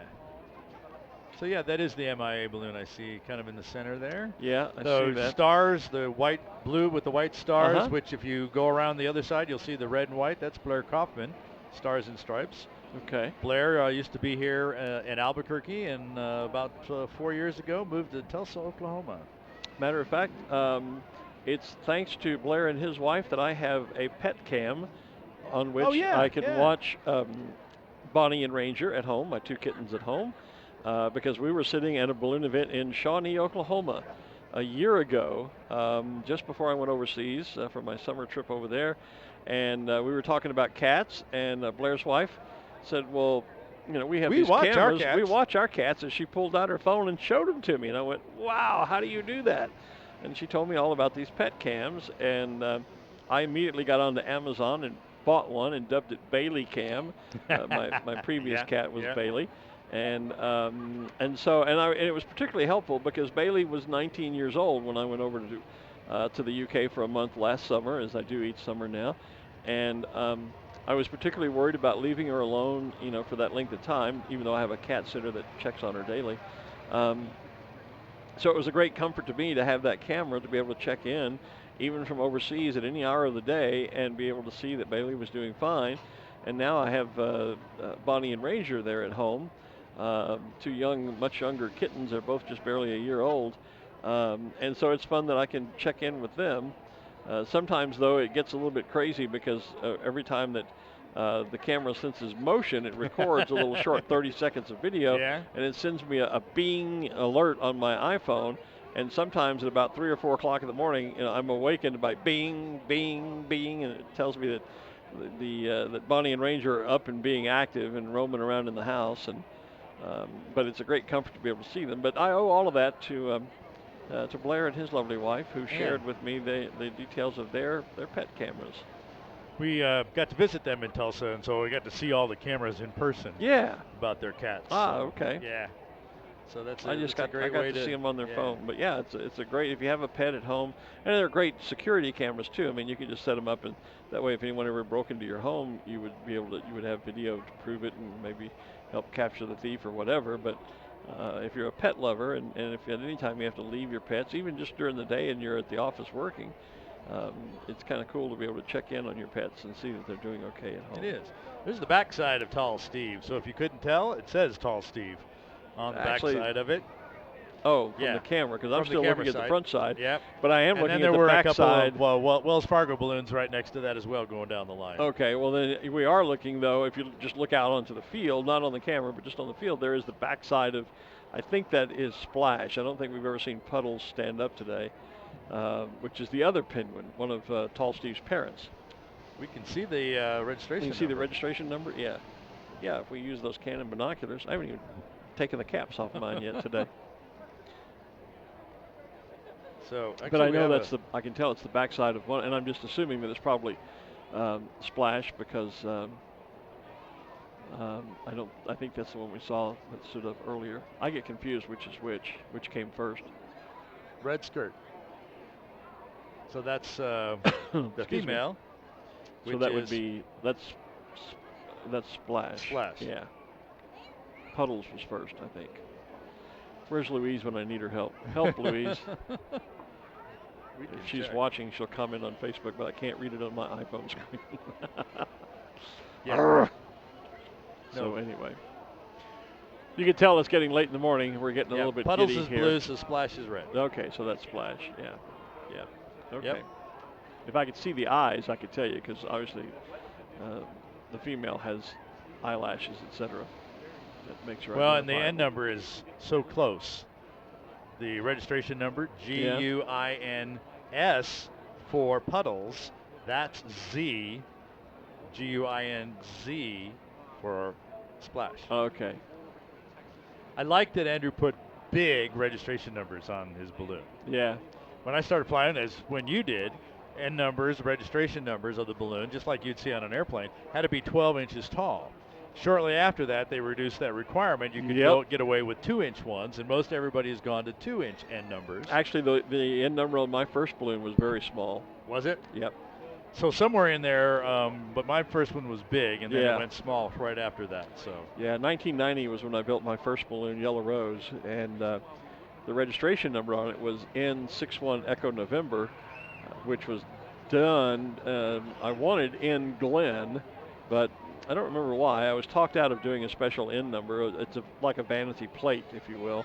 And I was talked out of it, so we went with 61 Echo November because we could make the 6 look like a G and the 1 look like a lowercase L. So it kind of looked like in Glen, even though it wasn't in Glen. It got as close as you could using the numbers and things like that. We got the effect anyway, so. But it was 61 Echo November. Well, sir, I think we could sit here and blather on for a while. Well, we could. Neither of us is short on hot air, that's for sure. Yeah, we got as much up here as they have down on the field. Probably more. Yeah, we do. Probably more. So let's just kind of talk through the week here about what's coming up. Okay. Game plan. Yeah. And we'll kind of wrap things up here. So today is day one. Oh. Okay, we could do that. Well, okay, then let's do that first. Is she ready now, Steve? So Ruth has got one more guest. We're going to find out who that is and pitch down to her real quickly. Then we can kind of wrap things up for this morning. While we're getting to her, this is day one, so this is event number 1 of 14. That's right. 9 days, 14 events. So mornings we have mass ascensions on Monday, and Saturday, Sunday, Wednesday, Saturday, and Sunday again. And then on Monday, Tuesday, Thursday, and Friday, we have competition, although Thursday and Friday is also special shape days. Maybe we'll go through those one by one as we go through there, and we'll just map out the week for you here. Okay. So before we do that, let's go down to Ruth now. She is with the Candelaria family, who we understand have a rather unique bit of art or artistically painted trailer. Ruth? Oh, yeah, Mojo. Hi, Glenn. Yes, they do. I'm here with Mo and Joe Candelaria, and they are with the Mojo Rising team. Well, it turns out that Mo is quite an artist. Tell me how you came up with the design for this trailer. It was actually a collaboration with a local artist of ours, Erin Vega, and she did a lot of the graffiti work in it, and I did the balloons, and then over the years I kind of have to kind of go over the graffiti to make some new background on it. But she's an amazing artist herself. She did it voluntarily, took her up for a balloon ride. That was her trade. So does the artwork change as the years go by? Just a little bit, just kind of around the balloons a little bit, yeah. And we usually add something every year. This year we put our little scoop on it and put our name, the Mojo Blue, on it. Little things. That's very cool. So Joe, how is it when you're flying? You're the pilot. Yeah. How is it when you're flying and you're looking for your trailer down below? Does this make a difference? Oh, heck yeah. From the top, you can see the balloon or the trailer. You can see the colors of the trailer, which are different from the normal white. And so, yeah, it's an easy one to spot for me. I can always find our flag, and I love the crew because they're always right there. They're nearby, so awesome. Well, thank you so much. Let's stand back and let Tom get a picture of this trailer. Wow. That's a nice trailer. That is good. They're looking. based here in Albuquerque. That's awesome. That's awesome. So you know those folks, Mojo, Team Mojo? I see their balloons out all the time. So I know of them. I actually haven't been able to put a face-to-face on that, but we see them out flying regularly, and now we can. And always admired the balloon, the trailer artwork, and of course Mo and Joe. That's Mojo Rising. That's where the balloon name comes from as well. Thanks, Ruth. Yeah, thank you, Ruth, and huge thanks to Ruth for being our intrepid on-field reporter this morning and taking a break from her duties as being in control of the command center chief or whatever her official title is. Yeah. But she's in charge of the command center for the gas race, and my predecessor as editor of Ballooning Magazine some years ago. So Ruth and I have had a ballooning collaboration going on for years now. And great to have. She was a new member of the team last year, and both she and Kim Vesely returning this year as our field reporters now that we're doing Balloon Fiesta Live. There's more to it than just you and me up here on the tower, or what we now lovingly refer to as the rooftop studio, because we have lights, we have a set, we have our own chairs with our names on them. I mean, we're rock stars up here down now. Here. Yeah, That's it. We're moving on up right now, I guarantee you. Hey, and Balloon Fiesta Live has trading cards this year too. That's with right. Our pictures on the back. We have our official pins to trade. That's for those of you that are in the pin trading, catch us and you can get an official announcer pin. And all of the team has Balloon Fiesta Live pins to trade, and we have trading cards. And cards to distribute to you as well. Yeah. So, yep. So we were going to wrap things up, and I know you were talking about. We were talking about the progression through the week. We do our mass ascensions on Saturday and Sunday. We have glows tonight and tomorrow night. Weekday we move in Monday through Friday. We move into the competition phase. Yes. We also have Flight of the Nations on Wednesday when we another recognize mass ascension on Wednesday. Right. That's when we recognize the various countries, 17 that are represented here this year that are flying. So we are the Albuquerque International Balloon Fiesta. Thursday and Friday are days that are dedicated to special shapes, both in the mornings and in the evenings when we have the special shapes rodeo glowdeos. Right. Then we get back into the closing weekend, Let me just say the regular shapes also fly on that Thursday and Friday morning. They're still doing their competition as well at the flights. So, but the special shapes, the field is basically reserved for the special shapes. You're right. The other guys have to fly here to be able to come in. Right. So the competition runs Monday through Friday. The Flight of the Nations on Wednesday, and then special shapes Thursday and Friday, all mixed into that. And then, of course, closing weekend, we go back to the weekend mass ascensions, Saturday and Sunday morning. On the final Saturday night, we do have one final night magic glow. Right. And then we have our farewell mass ascension on the final Sunday morning. And America's Challenge gas balloon race originally scheduled for tonight at 6 o'clock. They have decided to delay that launch by probably 24 hours. They delayed the briefing, which delays the launch. while the weather here is great, the weather downrange in 24 hours won't be the best for landing, and so we want to make sure that we send them off into safe flying conditions. The weather here now is great. Well, it is great, and it's going to be great tonight, I know it was too. fine. I'm just I mean, we had a bit of a fog problem this morning, but no, the weather's fine. But now it's typical chamber of. I mean, clear blue skies. Here The it is, Sandias all are standing out. It's beautiful here now. Well, we always can use the rain. It seems like we never get enough of it here, unlike other places. That was a pretty good storm that came through yesterday, and again, I don't remember a lot of that in the 30 years I've been doing this, so that was kind of unusual to see that kind of rain. The America's Challenge gas race probably going off tomorrow night. We'll know more at noon tomorrow, and that's a distance race, so they'll fly 2, 3, 4 days.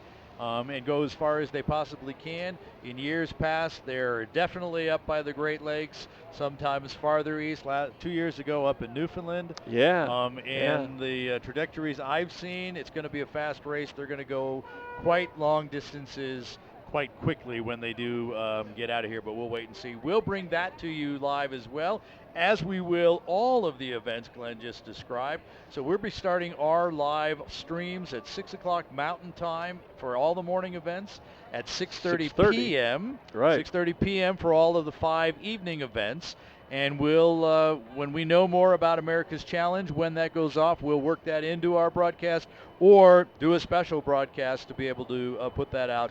Again, we'll know more about that tomorrow when we get to that. And you can also keep up with all the Balloon Fiesta event happenings on the social media channels. We're on all the typical channels, on Twitter, on Facebook, YouTube. There's even a downloadable app you can get if you want to get news updates that they post there regularly. Exactly. As far as what's happening with regard to each and every individual day's flights.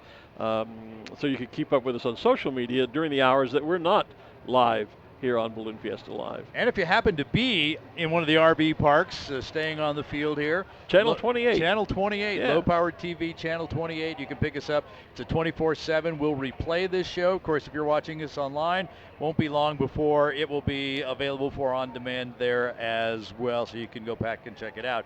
And if you, first time you've ever tuned into us, this is our 3rd year doing this, so the previous 2 years, 70-some hours of shows are still available for you to watch on YouTube and Facebook as well. You can actually see us grow older right in front of your very eyes. Yeah, you probably want to scroll through that. Yeah, you might want to kind of fast forward some of that stuff. Yeah, as well. So we're going to sign off. We need to say that Balloon Fiesta Live is sponsored and powered by XTO, a subsidiary of ExxonMobil. We appreciate them being along with us as well. We are at the 48th Albuquerque International Balloon Fiesta, presented by Canon. And we'll be back at 6:30 tonight Mountain Time, do the time zone conversion, for our Twilight Twinkle. I had to think of the name there for a second. Twilight Twinkle Glow with of course, our fast track skydiving team, followed by the fireworks as well. So for now, I'm Art Lloyd Jr. I'm Glen Moyer. We'll see you this afternoon. Thanks for watching. Bye-bye. Bye, everybody. You've been watching Balloon Fiesta Live, powered by XTO Energy, a subsidiary of ExxonMobil.